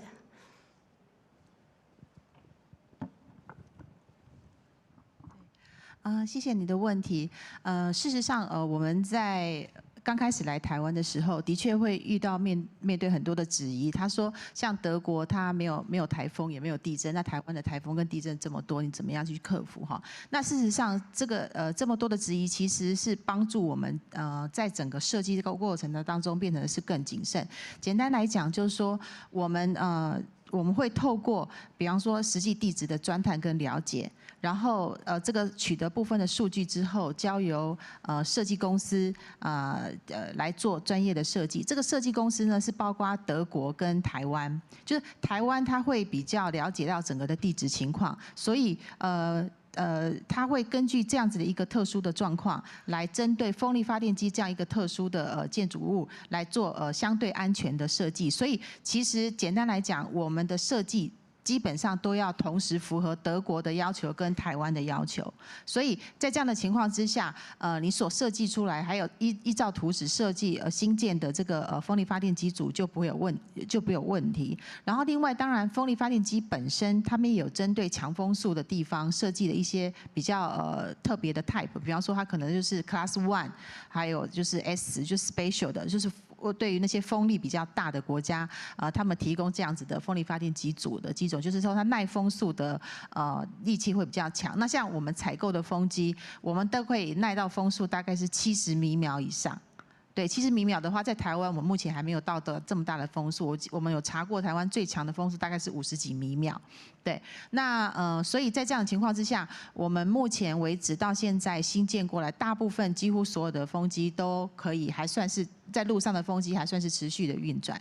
那当然，现在相同的问题又会带到离岸风电上面来看。那台湾海峡大家都知道，其实是一个很有挑战性的地方，它的流速、还有它的波浪、还有它的current 这些波流这些东西，跟北海的情况当然都是完全的不相似。但是北海也有北海它的问题，可能它有冰啊这些东西的问题，那台湾没有。好，所以但是累积过去的经验，我们都认为，你只要收集好当地地质的条件，再搭配就是说专业公司的设计，把所有的参数都调整到是最适合的位置，这样子的话，然后再去照图去新建，然后在营运的过程当中，你要做到100%去 take care。所以我觉得我个人并不担心这个问题，你只有好的设计跟施工跟营运，应该可以解决这些问题。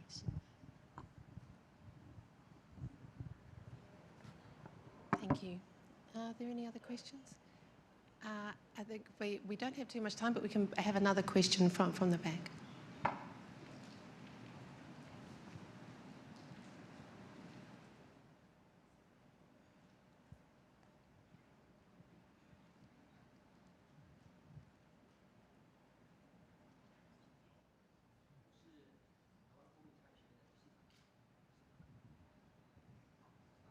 教一下有关于那个风力发电哈。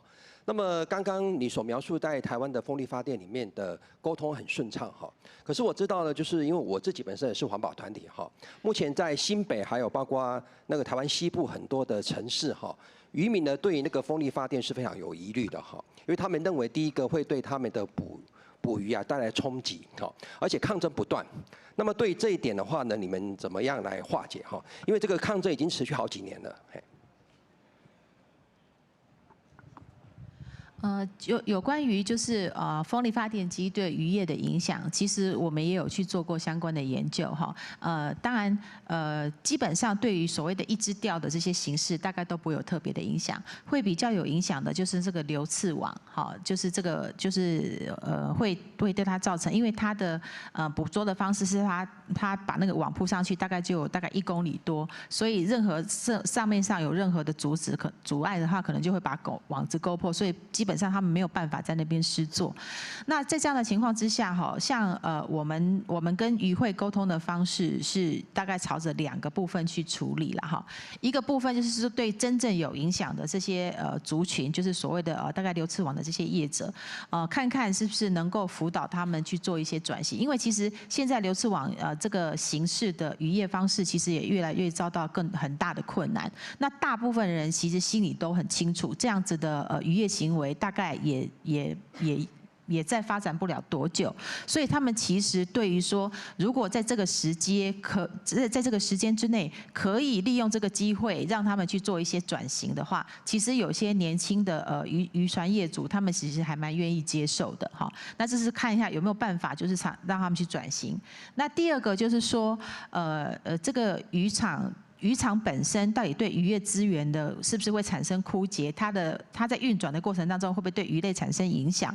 那当然在台湾没有经验，可是在国外其实有看到有一些经验是说，它的那个基座的部分其实有些好像变成有点是鱼胶的效果，它其实有部分聚鱼的效应哈。那当然这个是不是真的有这样的效果，还有待证实。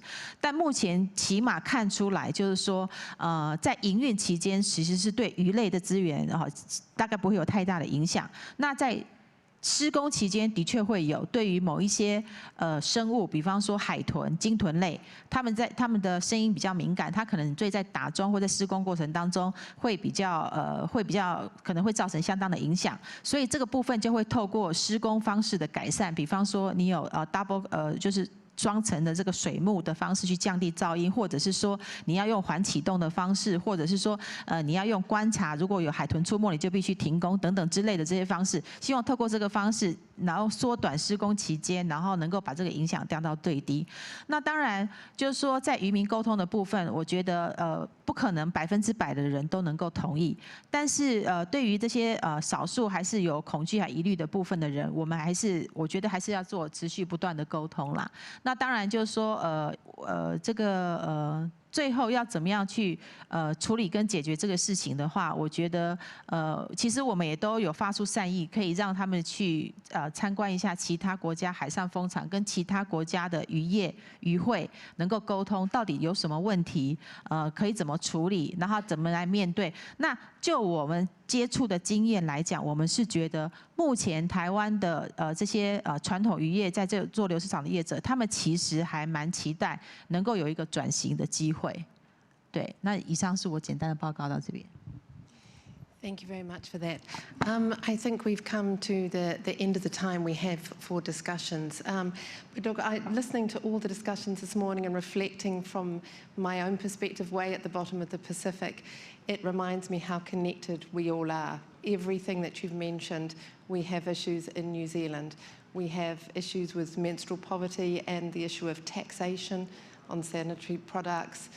We have a lot to do with renewable resources, and we have very similar problems with our own Indigenous people, the Māori, very much overrepresented when it comes to incarceration rates.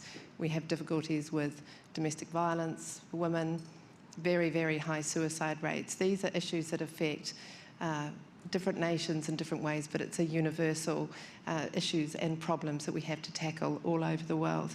I think now that we can take somewhat of a break, but after there is a break, I think the next session is going to be a discussion with Taiwan's environmental minister in discussion with Simon. However, for now, everybody can take a bit of a break and stretch their legs and refresh themselves for returning for that particular occasion in a little while. But thank you very much for your questions. Thank you very much for listening. And most of all, thank you very much for our panellists for sharing all their in-depth knowledge about the areas that they advocate for. If you'd like to join me in thanking them. Thank you.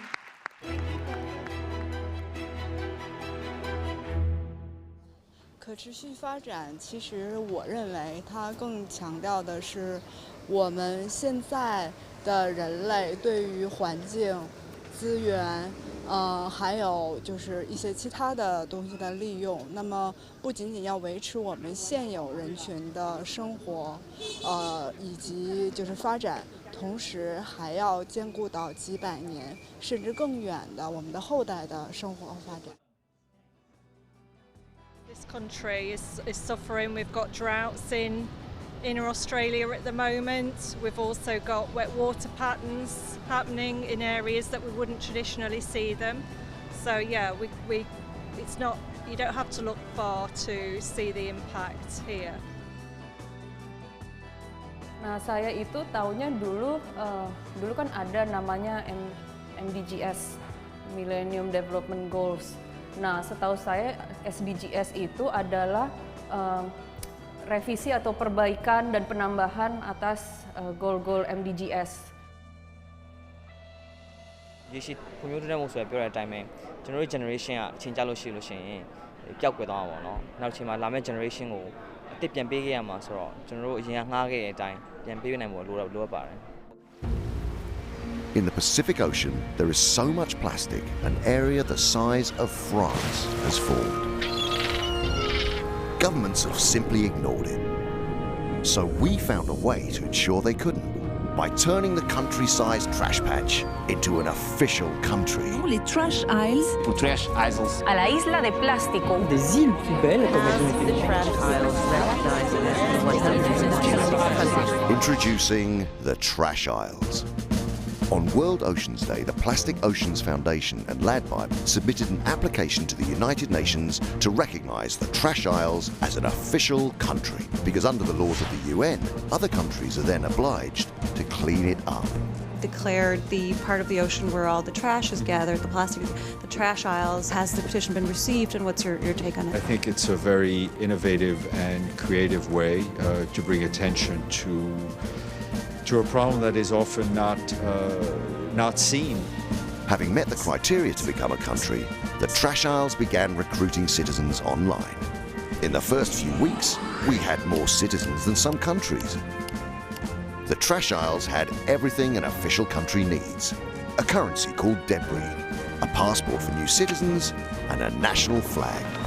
We even had big-name celebrities signing up. I think this is the first honorary citizenship I've had from any emerging nation. Thank you very much. Trash Isles citizenship. Trash Isles. Trash Isles.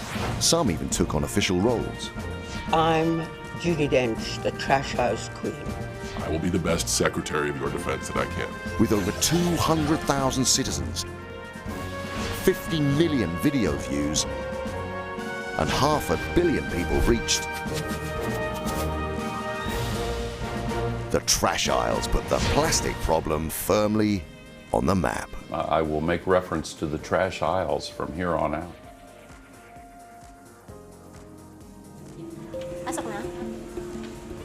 Back in Palawan, there's help for those teenagers who some consider weak. I think we need a preparations. In the war room of the local NGO Roots of Health, a team of youth advocates prepare to battle the teenage pregnancy epidemic. I think we need to talk with the YAS to get the contraceptives, because I have a lot of experience that most of the young people doesn't want to avail the contraceptives because their partners doesn't want to get it. Their weapons, contraceptives and sex education. Taking to the streets, they visit a popular teenage hangout in Puerto Princesa. Hello, ilang months ka na po? 6 po. Gusto ko mag-baby ulit? Hindi na muna, pahinga muna. So, familiar sa pills? May mga kakilala naman na gumagamit ng pills.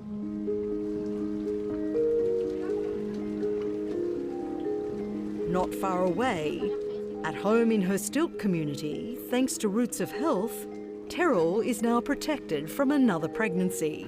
I got an implant for 3 years because I'm scared of giving birth again.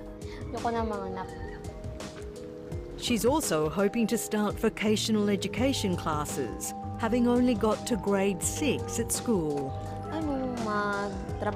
I want to work hard for my baby. That's all. I want to raise her well. I will try my best to send her to school so she won't be ignorant, so she won't end up like me, who got pregnant at a young age.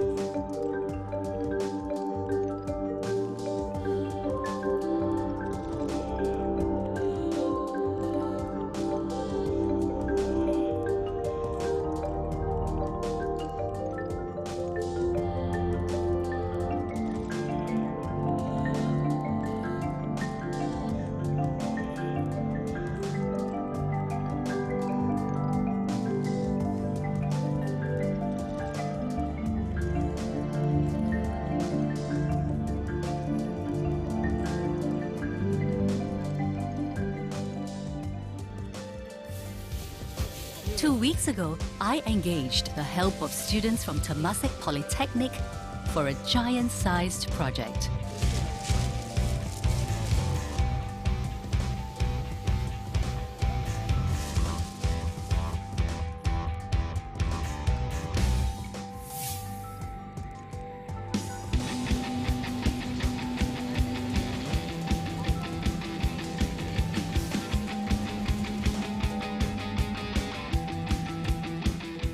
This mountain full of plastic bags you see in front of you, we collected them from Singaporeans who threw away these plastic bags. It's a solid mountain in here. Now you would never guess how long it took us to throw away these 2,500 bags. 你认为这2500个塑料袋是多少时间丢弃的？我看不到半年就可以了。I think it's about roughly is 1 year. I think it took about 1 month. 2 months. 2 days. 1 day. Get ready, I'm gonna tell the answer. 3 seconds. 3 seconds. The answer is 3 seconds. 3 seconds, is it even possible? Why is that so shocking to you? Because like it's just a waste of plastic bag. We can use it again and not waste plastic. 3 seconds. It's a 一 lot. 眨眼 really like just blink your eye, is this mountain full of plastic bags. Why is that shocking to you? Because I think it's 2,000 bags is a huge amount. What? That's really fast.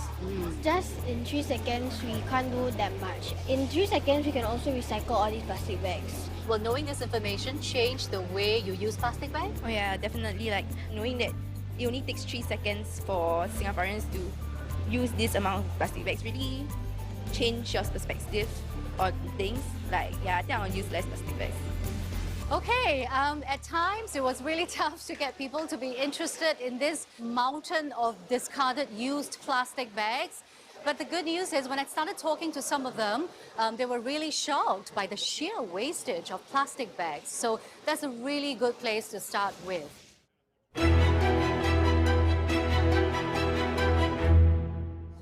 可持续发展，其实我认为它更强调的是我们现在的人类对于环境、资源，还有就是一些其他的东西的利用。那么不仅仅要维持我们现有人群的生活，以及就是发展，同时还要兼顾到几百年甚至更远的我们的后代的生活和发展。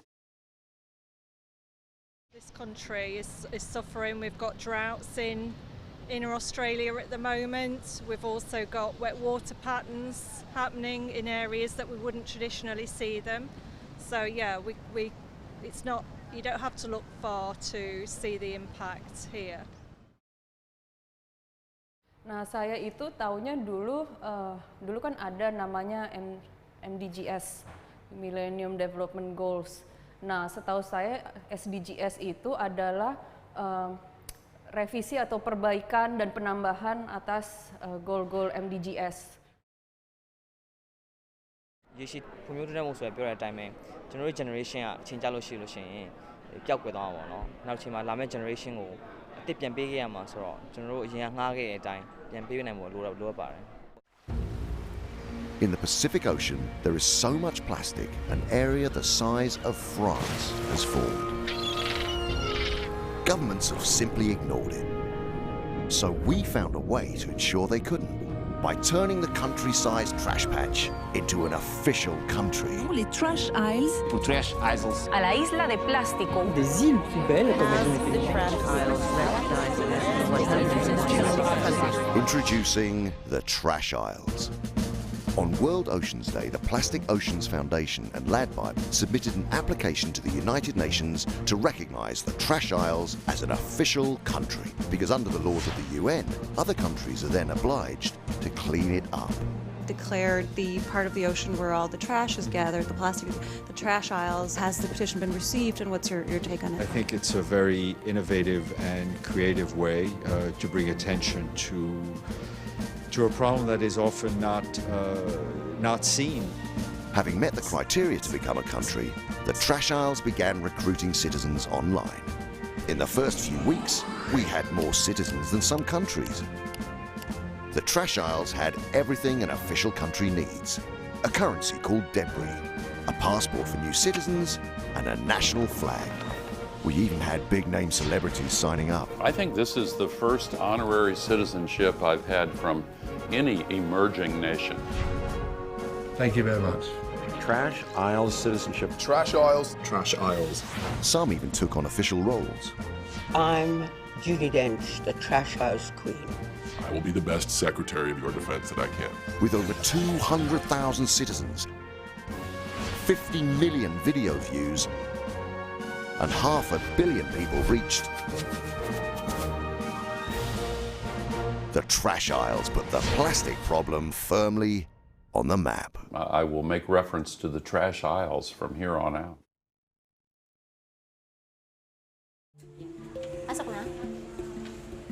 Back in Palawan, there's help for those teenagers who some consider weak. I think we need preparations. In the war room of the local NGO Roots of Health, a team of youth advocates prepare to battle the teenage pregnancy epidemic. I think we need to talk with the YAS to get the contraceptives because I have a lot of experience that most of the young people doesn't want to avail the contraceptives because their partners doesn't want to get it. Their weapons, contraceptives and sex education. Taking to the streets, they visit a popular teenage hangout in Puerto Princesa. Hello, ilang months ka na po? 6 po. Gusto mo po mag-baby ulit? Hindi na muna, pahinga muna. So, familiar sa pills? May mga kakilala naman na gumagamit ng pills.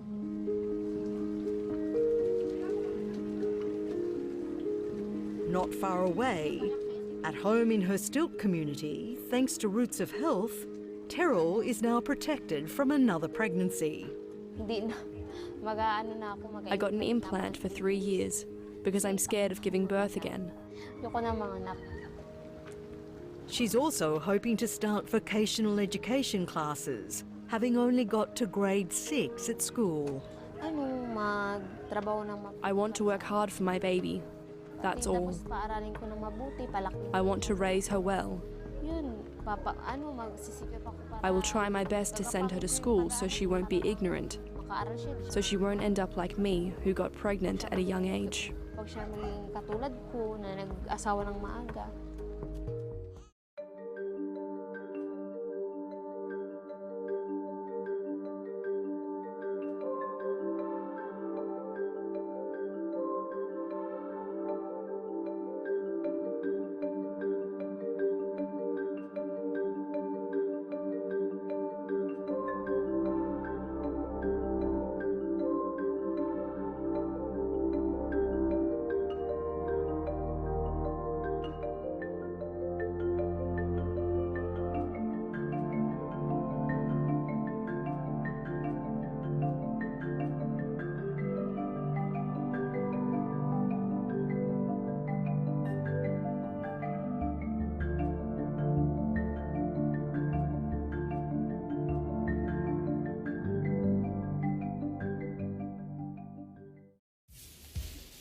Two weeks ago, I engaged the help of students from Temasek Polytechnic for a giant-sized project.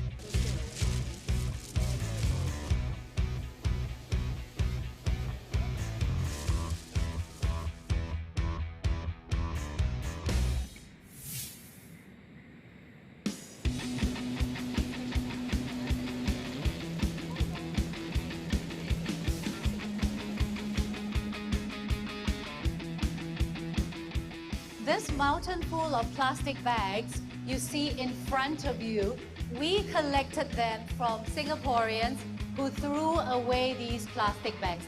It's a solid mountain in here. Now you would never guess how long it took us to throw away these 2,500 bags.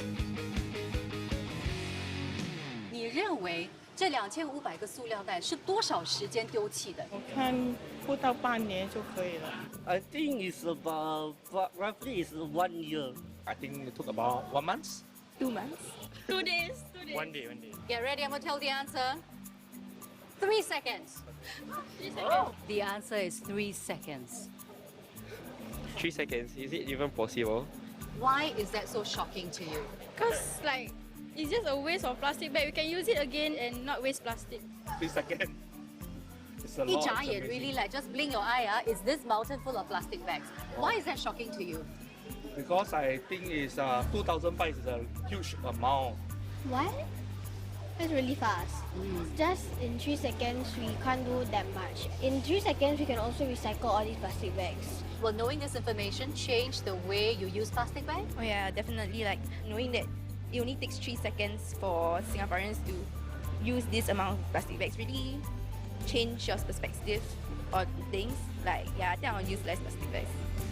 Okay, at times it was really tough to get people to be interested in this mountain of discarded used plastic bags. But the good news is when I started talking to some of them, they were really shocked by the sheer wastage of plastic bags. So that's a really good place to start with.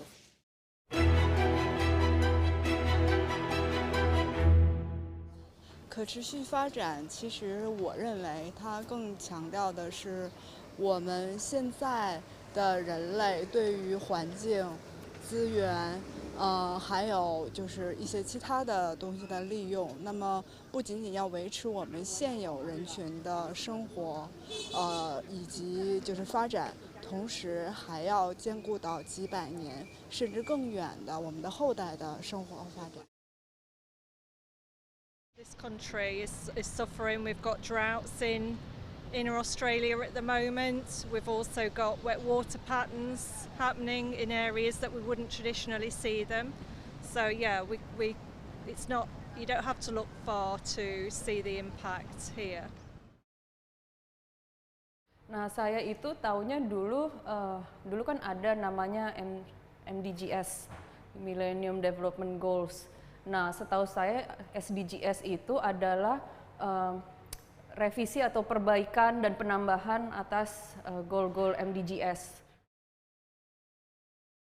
ရေရှည်ဖွံ့ဖြိုးတိုးတက်မှုဆိုရပြောတဲ့အတိုင်းပဲကျွန်တော်တို့ generation ကအချိန်ကြာလို့ရှိလို့ရှိရင်ပျောက်ကွယ်သွားမှာပေါ့နော်။နောက်ချိန်မှာလာမယ့် generation ကိုအစ်ပြန်ပေးခဲ့ရမှာဆိုတော့ကျွန်တော်တို့အရင်ကငှားခဲ့တဲ့အတိုင်းပြန်ပေးနိုင်ဖို့လိုအပ်ပါတယ်။ In the Pacific Ocean, there is so much plastic, an area the size of France has formed. Governments have simply ignored it. So we found a way to ensure they couldn't, by turning the country-sized trash patch into an official country. Les trash aisles. Pour trash aisles. À la isla de plástico. Des îles poubelles, comme elles ont été. Introducing the trash aisles. On World Oceans Day, the Plastic Oceans Foundation and LADBIBE submitted an application to the United Nations to recognise the Trash Isles as an official country, because under the laws of the UN, other countries are then obliged to clean it up. Declared the part of the ocean where all the trash is gathered, the plastic, the trash aisles. Has the petition been received, and what's your take on it? I think it's a very innovative and creative way to bring attention to a problem that is often not seen. Having met the criteria to become a country, the trash aisles began recruiting citizens online. In the first few weeks, we had more citizens than some countries. The trash aisles had everything an official country needs: a currency called debris, a passport for new citizens, and a national flag. We even had big-name celebrities signing up. I think this is the first honorary citizenship I've had from any emerging nation. Thank you very much. Trash aisles citizenship. Trash aisles. Trash aisles. Some even took on official roles. I'm Judi Dench, the trash aisles queen. I will be the best secretary of your defense that I can. With over 200,000 citizens, 50 million video views, and 500 million people reached, the trash aisles put the plastic problem firmly on the map. I will make reference to the trash aisles from here on out. Our next session is going to start a bit early as our EPA minister has already arrived. Back in Palawan, there's help for those teenagers who some consider weak. I think we need the preparations. In the war room of the local NGO Roots of Health, a team of youth advocates prepare to battle the teenage pregnancy epidemic. I think we need to talk with the YAS to get the contraceptives, because I have a lot of experience that most of the young people doesn't want to avail the contraceptives because their partners doesn't want to get it. Their weapons, contraceptives and sex education. Taking to the streets, they visit a popular teenage hangout in Puerto Princesa. Hello, ilang months ka na po? 6 po. Gusto mo po mag-baby ulit? Hindi na muna, pahinga muna. So, familiar sa pills? May mga kakilala naman na gumagamit ng pills.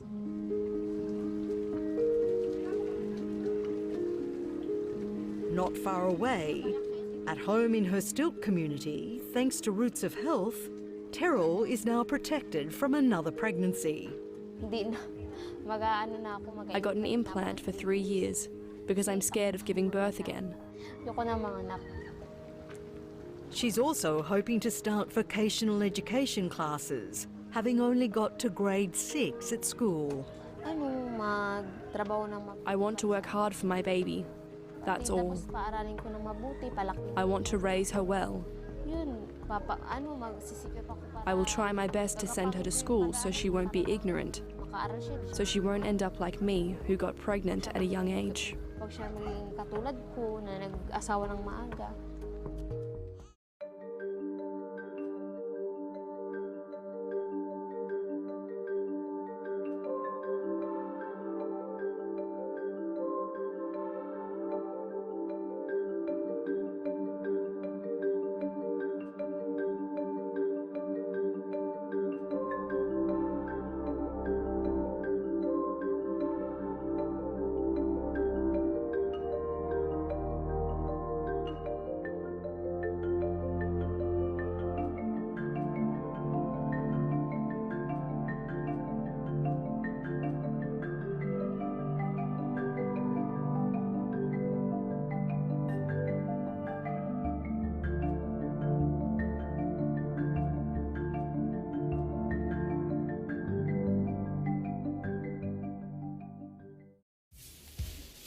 Two weeks ago, I engaged the help of students from Temasek Polytechnic for a giant-sized project.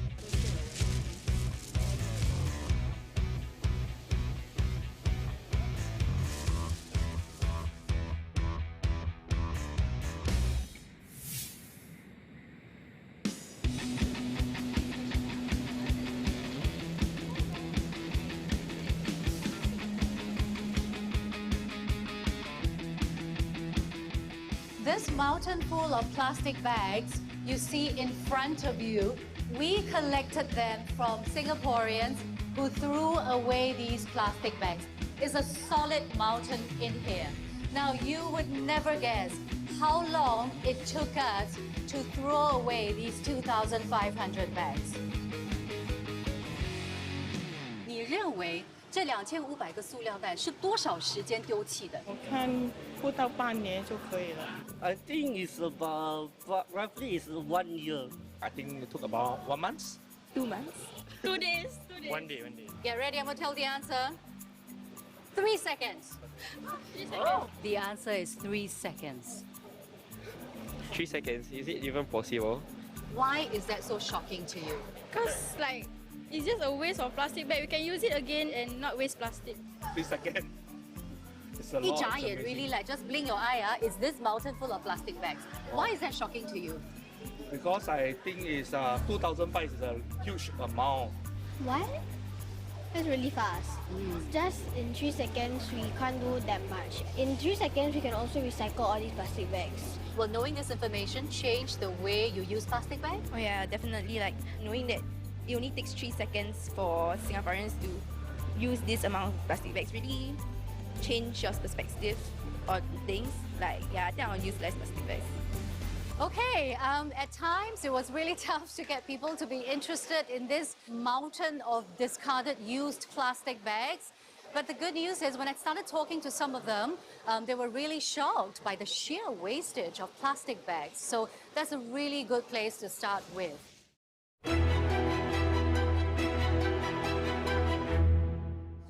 可持续发展，其实我认为它更强调的是我们现在的人类对于环境、资源，还有就是一些其他的东西的利用。那么不仅仅要维持我们现有人群的生活，以及就是发展，同时还要兼顾到几百年甚至更远的我们的后代的生活和发展。This country is suffering. We've got droughts in inner Australia at the moment. We've also got wet water patterns happening in areas that we wouldn't traditionally see them. So yeah, it's not, you don't have to look far to see the impact here. Nah, saya itu taunya dulu kan ada namanya MDGs, Millennium Development Goals. Nah, setahu saya SDGs itu adalah revisi atau perbaikan dan penambahan atas goal MDGs. ရေရှည်ဖွံ့ဖြိုးတိုးတက်မှုဆိုပြောတဲ့အတိုင်းပဲကျွန်တော်တို့ generation ကချင်းကြလို့ရှိလို့ရှိရင်ပျောက်ကွယ်သွားမှာပေါ့နော်။နောက်ချိန်မှာလာမယ့် generation ကိုအသစ်ပြန်ပေးခဲ့ရမှာဆိုတော့ကျွန်တော်တို့အရင်ကငှားခဲ့တဲ့အတိုင်းပြန်ပေးနိုင်ဖို့လိုအပ်ပါတယ်။ In the Pacific Ocean, there is so much plastic, an area the size of France has formed. Governments have simply ignored it. So we found a way to ensure they couldn't, by turning the country-sized trash patch into an official country. Les trash isles. Pour trash isles. À la isla de plástico. Des îles poubelles. The trash isles. Introducing the trash isles. On World Oceans Day, the Plastic Oceans Foundation and LADBIBE submitted an application to the United Nations to recognise the Trash Isles as an official country, because under the laws of the UN, other countries are then obliged to clean it up. Declared the part of the ocean where all the trash is gathered, the plastic, the trash isles. Has the petition been received, and what's your take on it? I think it's a very innovative and creative way to bring attention to a problem that is often not. Making Taiwan more sustainable is our Environmental Protection Administration Minister, Mr. Li Yingyuan. In this session, AIB CEO Simon Spanswick will interview Taiwan's EPA Minister, Mr. Li Yingyuan. 让台湾成为更永续发展的国家，第一线的人物便是我们的环境保护署李应元李署长。接下来，国际广播协会执行长 Simon Spanswick 将与李署长对话，讨论李署长如何让台湾迈向永续。Let's welcome AIB CEO Simon Spanswick and EPA Minister as they come on stage. 让我们欢迎李署长与 Simon Spanswick 执行长一同上台。Thank you very much. We've heard this morning already that the issues around sustainability are wide-ranging and solutions are complex and yet sometimes can be simple. And certainly that complexity is reflected in the way governments have to react to environmental issues and sustainability issues. And I suppose it's really clear that real solutions are only going to be implemented if legislation's brought forward that compels change in a huge variety of areas of life, and that's not always easy to achieve. It's going to mean tackling issues in the basic economic model of the global economy, as I said earlier. It's going to mean changes to the way we live and to people's attitudes. Improvements on this scale require dedication over a long period of time, something that's really contrary to human nature and to the short-termism that often pervades politics around the globe. So that all makes its significant advancement difficult to achieve and measure. And at this point, I could almost start feeling sorry for politicians, but maybe not for long. So let's just go back to the voices of the people of the region.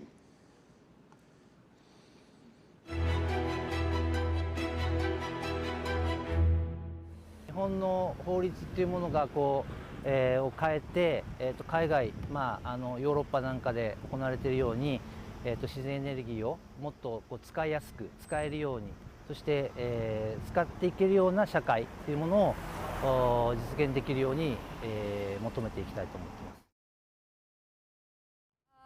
Daerah-daerah yang termarginalize ya, mungkin kayak rural, terutama tempat daerah-daerah di pedalaman yang terkena dampak pembangunan. Mungkin di sana ada pembangunan, tapi akhirnya mereka harus termarginalisasi, misalnya kehilangan mata pencaharian. Be honest with what you say to people about sustainability and anything else that affects our lives. နိုင်ငံကခေါင်းဆောင်တွေရောကမ္ဘာခေါင်းဆောင်တွေရောပြောချင်တာဒီ ကမ္ဘာပြဿနာကြီးဆိုတာဥပမာဒီပတ်ဝန်းကျင်သဘာဝပြောင်းလဲမှုနဲ့ပတ်သက်တဲ့ပြဿနာကြီးတော်များကနယ်နိမိတ်ဆိုတာမရှိပါဘူးအဲ့တော့ဒီအရာတွေက transboundary တွေပါကျွန်တော်အဲ့တော့ဒါဒီကမ္ဘာလုံးအနေနဲ့ပေါင်းလို့မှရမယ့်အရာတွေပါ So clearly the people want politicians to act to help make the world sustainable. So what we want to do is to find out what the challenges are for government in a world that's becoming more aware and concerned about issues of sustainability. We're going to ask how can politicians bring change and still get re-elected, which is something close to their hearts. How can governments build international alliances that can address the global issues which are so key to tackling many of the issues? Now, in his speech at the United Nations General Assembly this week, one Donald Trump trumpeted the isolationist arguments that have been a staple of the period preceding World War II. Yet the United Nations, like the European Union, has striven to be a bastion of global solidarity since its inception. If there's one thing that we all take away from today, it should be that the only effective response to those selfish attitudes that led to senseless death and destruction across the world not so long ago, united we stand, divided we fall. After all, we all live on one planet and our actions can affect one another, even across international borders. So what I want to do is turn closer to home, to here in Taiwan, to explore some of those questions. And I'm joined, as you've seen, by Lee Yin-Guan, who's the Minister for Environmental Protection and Administration. Welcome to ASAP 90. Thank you.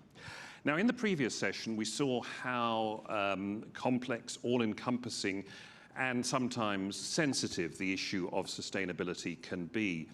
The UN's SDGs are very important for mankind, but very challenging for political leaders. As one of those leaders directly responsible for concepts and actual work in sustainability here in Taiwan, how do you go about making changes that help this nation become more sustainable?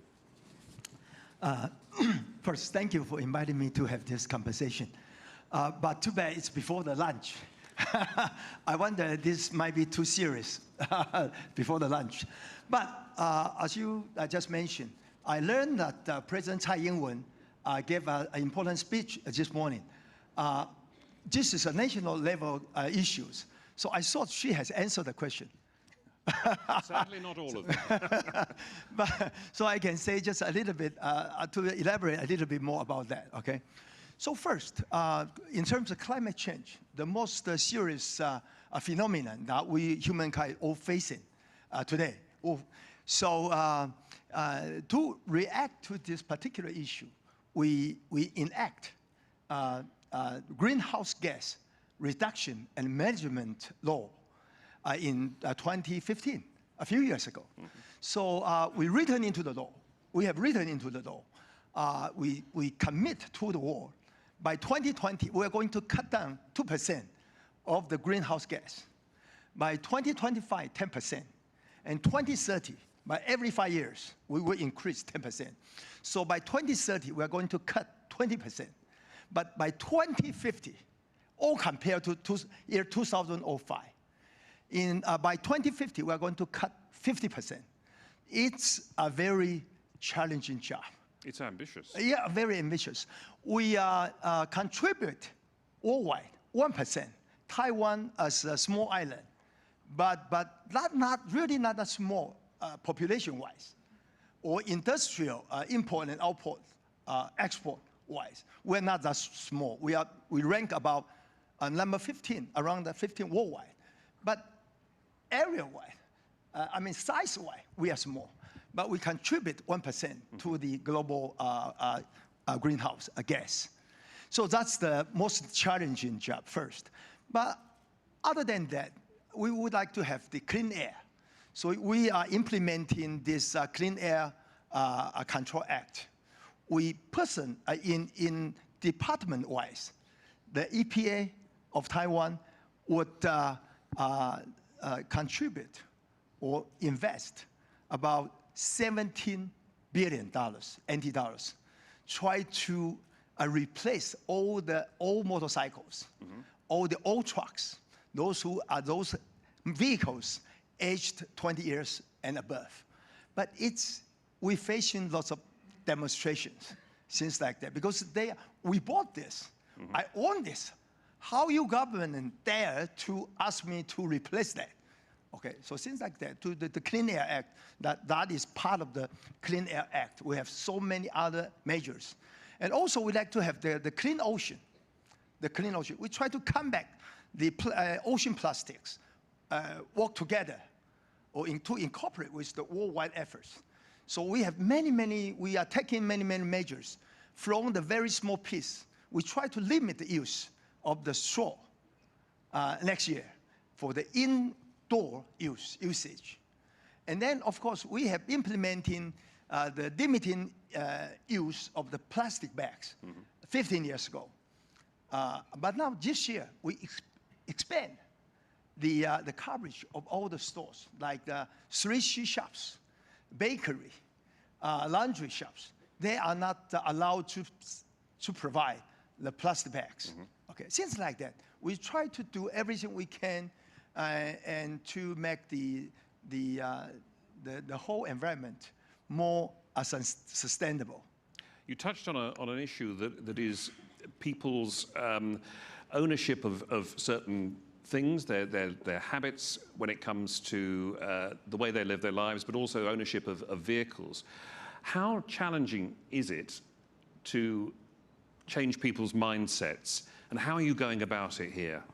Yes, it can be very difficult because you would set up all kinds of regulations, try to limit or restrict the convenience of everyday life. For example, people feel that how come I cannot use the plastic bags, right? How come I have to do all these recycle jobs? How come I cannot continue to ride my very convenient motorcycles? So you have to have some, this environmental education program. Try to share with the general public what kind of benefit all these policies, all these measures would do good to us, or to the children, or to the grandchildren, generation by generation. Is there a difference in perception between different age groups? Oh, sure, yes. Where is it most challenging? Where is it easiest? Very different policy would, a different age group will have different attitude.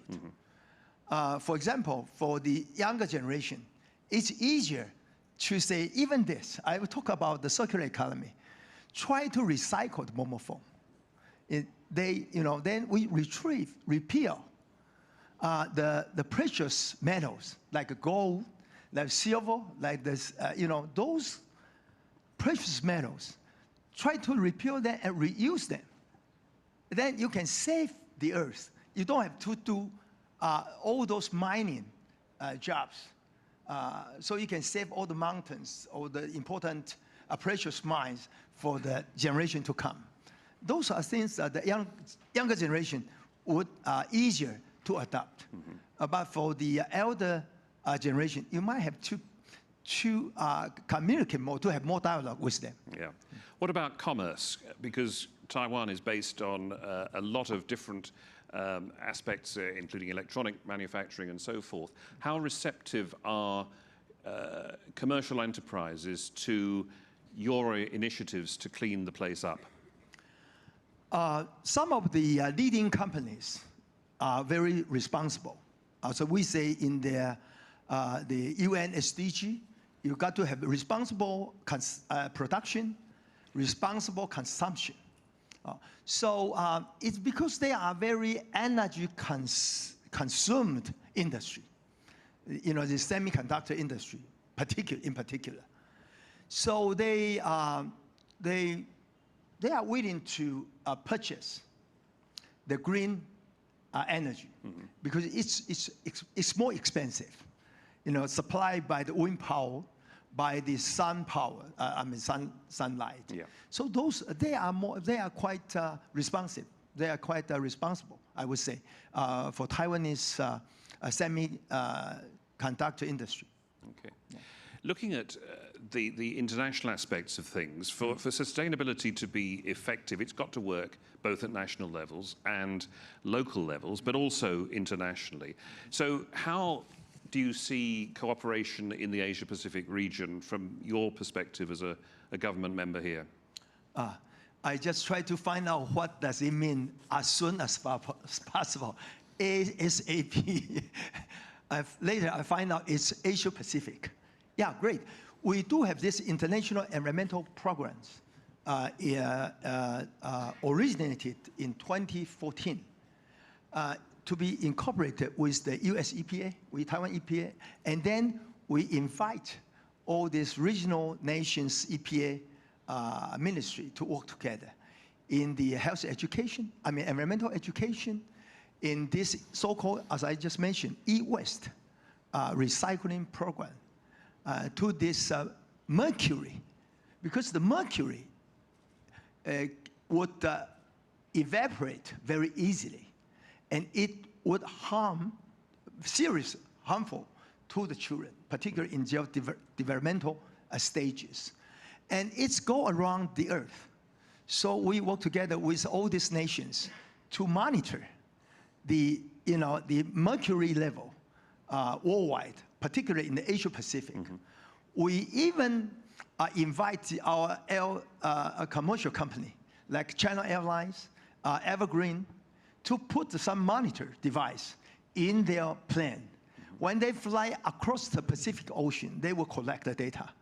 And we also give those monitor devices to the neighboring states, to the Southeast Asia neighboring states, to work together, to collect all this data, and to help the worldwide efforts, try to monitor how serious this mercury spread up, and then how to take actions to cut down the size or the level of that. Things like that.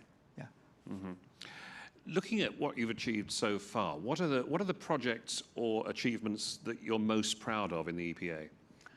I think the circular economy, it will be something that I'm quite proud of. As small as the plastic bags. If you can ask everyone, try to reuse the plastic bags or try to refuse the plastic bags to reduce, as we say, 3R. Reduce, reuse, recycle. And then now even at the design stage, redesign, okay?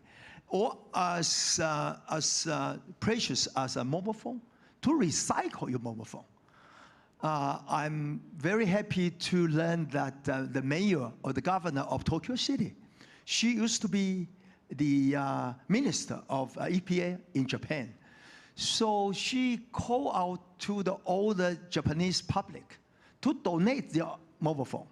So they will be able to repeal the metals or the silvers from those discarded mobile phone, and then to use those gold to make the medals of the gold medal or the silver medal in the 2020 Olympic. So you can see how good that can be. The circular economy, the recycle of things, and we try to sell the idea. There's no garbage. Garbage is the resources that's disallocated. As long as you use them properly, everything can be reused. Everything are resources. So even the bottom ash from a incinerator, you have to deal with all these garbages from the household. Every year we deal with about 6 million tons household garbages. So we either recycle part of them, and we burn about 400 tons, 4 million, I should say, 4 million tons, 400 million tons, I should say. Yeah. So even that, we turn the garbage to the energy. We use that to generate electricity and to supply to the household. And even the bottom ash, after the burning process, you got the bottom ash, you turn the ash to cash. Burn the ash, turn the ash to cash. So recycle, reuse those bottom ash. Even though You don't think it's usable, but you apply the new technology, you can reuse that. So almost everything can be reused, recycled. And then the earth, everything, when you can retain or reuse everything, you try to consume as less as possible. So you can save as much as the resources as possible to the next generation, and to the whole planet then can live forever, can last forever. So those are good positive stories. Yes. Yeah. Do you have any less successful stories where work still needs to be done? Because this isn't an easy subject to tackle, changing people's ways of life and how they behave. So what hasn't gone so well so far? The most important part is to change the people's perception or the mindset, as you just mentioned. Although we are good at this, the 3R I just talked about. Originally, in 30 years ago, when we began to build the incinerators, originally we planned to build 36 plants. At the time, we have this so-called garbage battles between different counties. Unbelievable, unbelievable. So as they say, those people say, the environmental issues, the climate change issues, all these air pollution issues go beyond the national boundary, go beyond the, this kind of, the local so-called boundaries of the local government. But later, we only have to build 26, but we really, the plants in place, really in function, only 24. The reason being, people accept the concept, the 3R concept, to reuse, reduce, and recycle. So we were able to cut down in that 10 years as much as a few million tons of the garbage. So we save billions of dollars not to build so many incinerators. These are the examples that we are quite successful in the past. But like to combat the air pollution, we have to change our, even our belief, our worship. You don't burn the paper money to your ancestors. We do have that kind of a habit, or custom, I should say, custom. Even the Indian people also have that kind of to use the firecrackers in all kinds of festivals. They try to have firecrackers to make the atmosphere more enjoyable. And those are important pollutants, source of pollutants.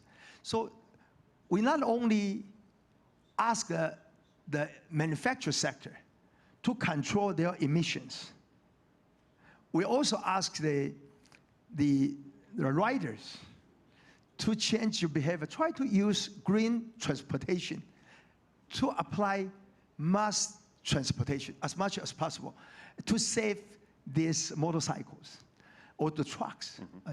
And we also invite or request people to change those worship behavior, to burn as less the cents or the paper money or the firecrackers during the festivals. We do have some success, but we still have some more. Room to go. Yeah. You've mentioned the trucks and motorcycles a couple of times. What about electrically powered vehicles? What's Taiwan doing in that respect? We are introducing all these electronic vehicles since last year. I mean, more as a policy-wise. And the Prime Minister Lai already made this important decision at the end of last year. We are going to replace all the buses by 2030 to replace all this diesel and gas.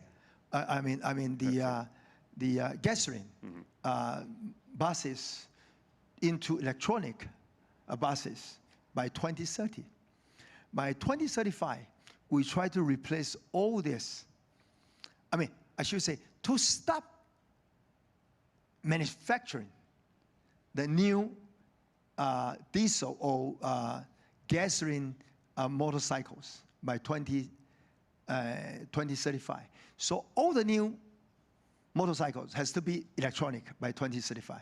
And by 2040, all the vehicles has to be electronic. The newly built or manufactured vehicles has to be electronic.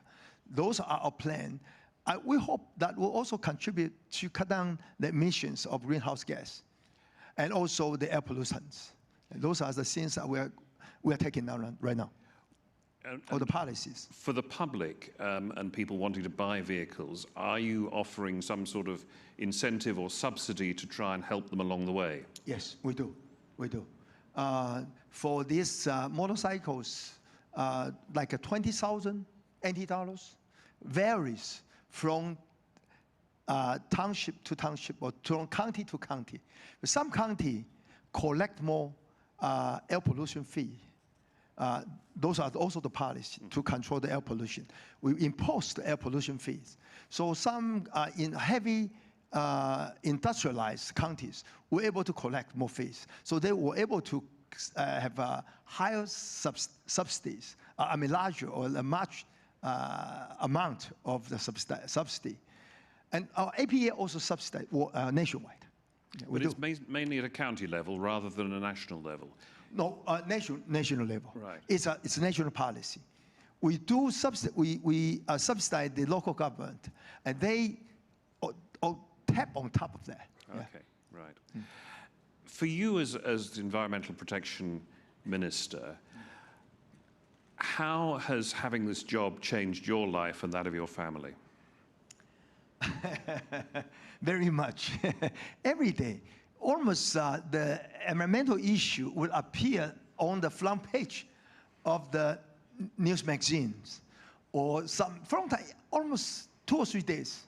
Like yesterday, you can find these plastic fibers that issues on several newspapers yesterday, because our lab just examined the waters and some of the this seafood, and because we, as part of our policy to reduce or to ban the plastic items in the future, it will take like 10 years, 15 years to do all that. This is part of our policy to warn the people that if you don't try to reduce the amount of or the usage of plastic bags, if they all flow to the ocean, then all these fishes, shrimps, would eat, and someday you will not be able to eat all this seafood. And seafood's very important here. Yeah, so we got lots of, high pressure from all kinds of stakeholders.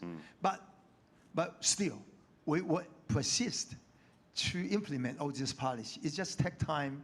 We would have more conversation, or have more public dialogue, or education program, try to carry on our policies. If you've got one message for the delegates of this conference, which is looking forward to how the media and sustainability can go hand in hand, what would that be? Oh, I would ask all these media friends, try to not so sensational. Because, to make a story very sensational, a headline, it helps you to sell your magazines, your newspapers, but it hurt us. It's not real. Even though as the story that they reported yesterday, the headline read, the fountain water contains plastic fibers. Yes, it does. But it's a very small amount, not too harmful to the human body, even in the international level. You should also report that fact. Try to report the fact first. And then, of course, it has to be sensational a little bit, I agree. But try to balance that. If you use that sensational headline, try to add, at least to write as subtitles, to clear the issue. So not to harm the people, to make the public, to panic. That is something I really beg you to help, okay? Right, so that's... How about that? Give me a big hand, please. That's an interesting thought. So we can have a debate on that this afternoon when we have sessions about how the media are dealing with this. But thank you very much. It's been an interesting conversation. Good luck with everything you're doing in making Taiwan a clean destination and a clean place to live. Minister Lee, thank you. Thank you so much.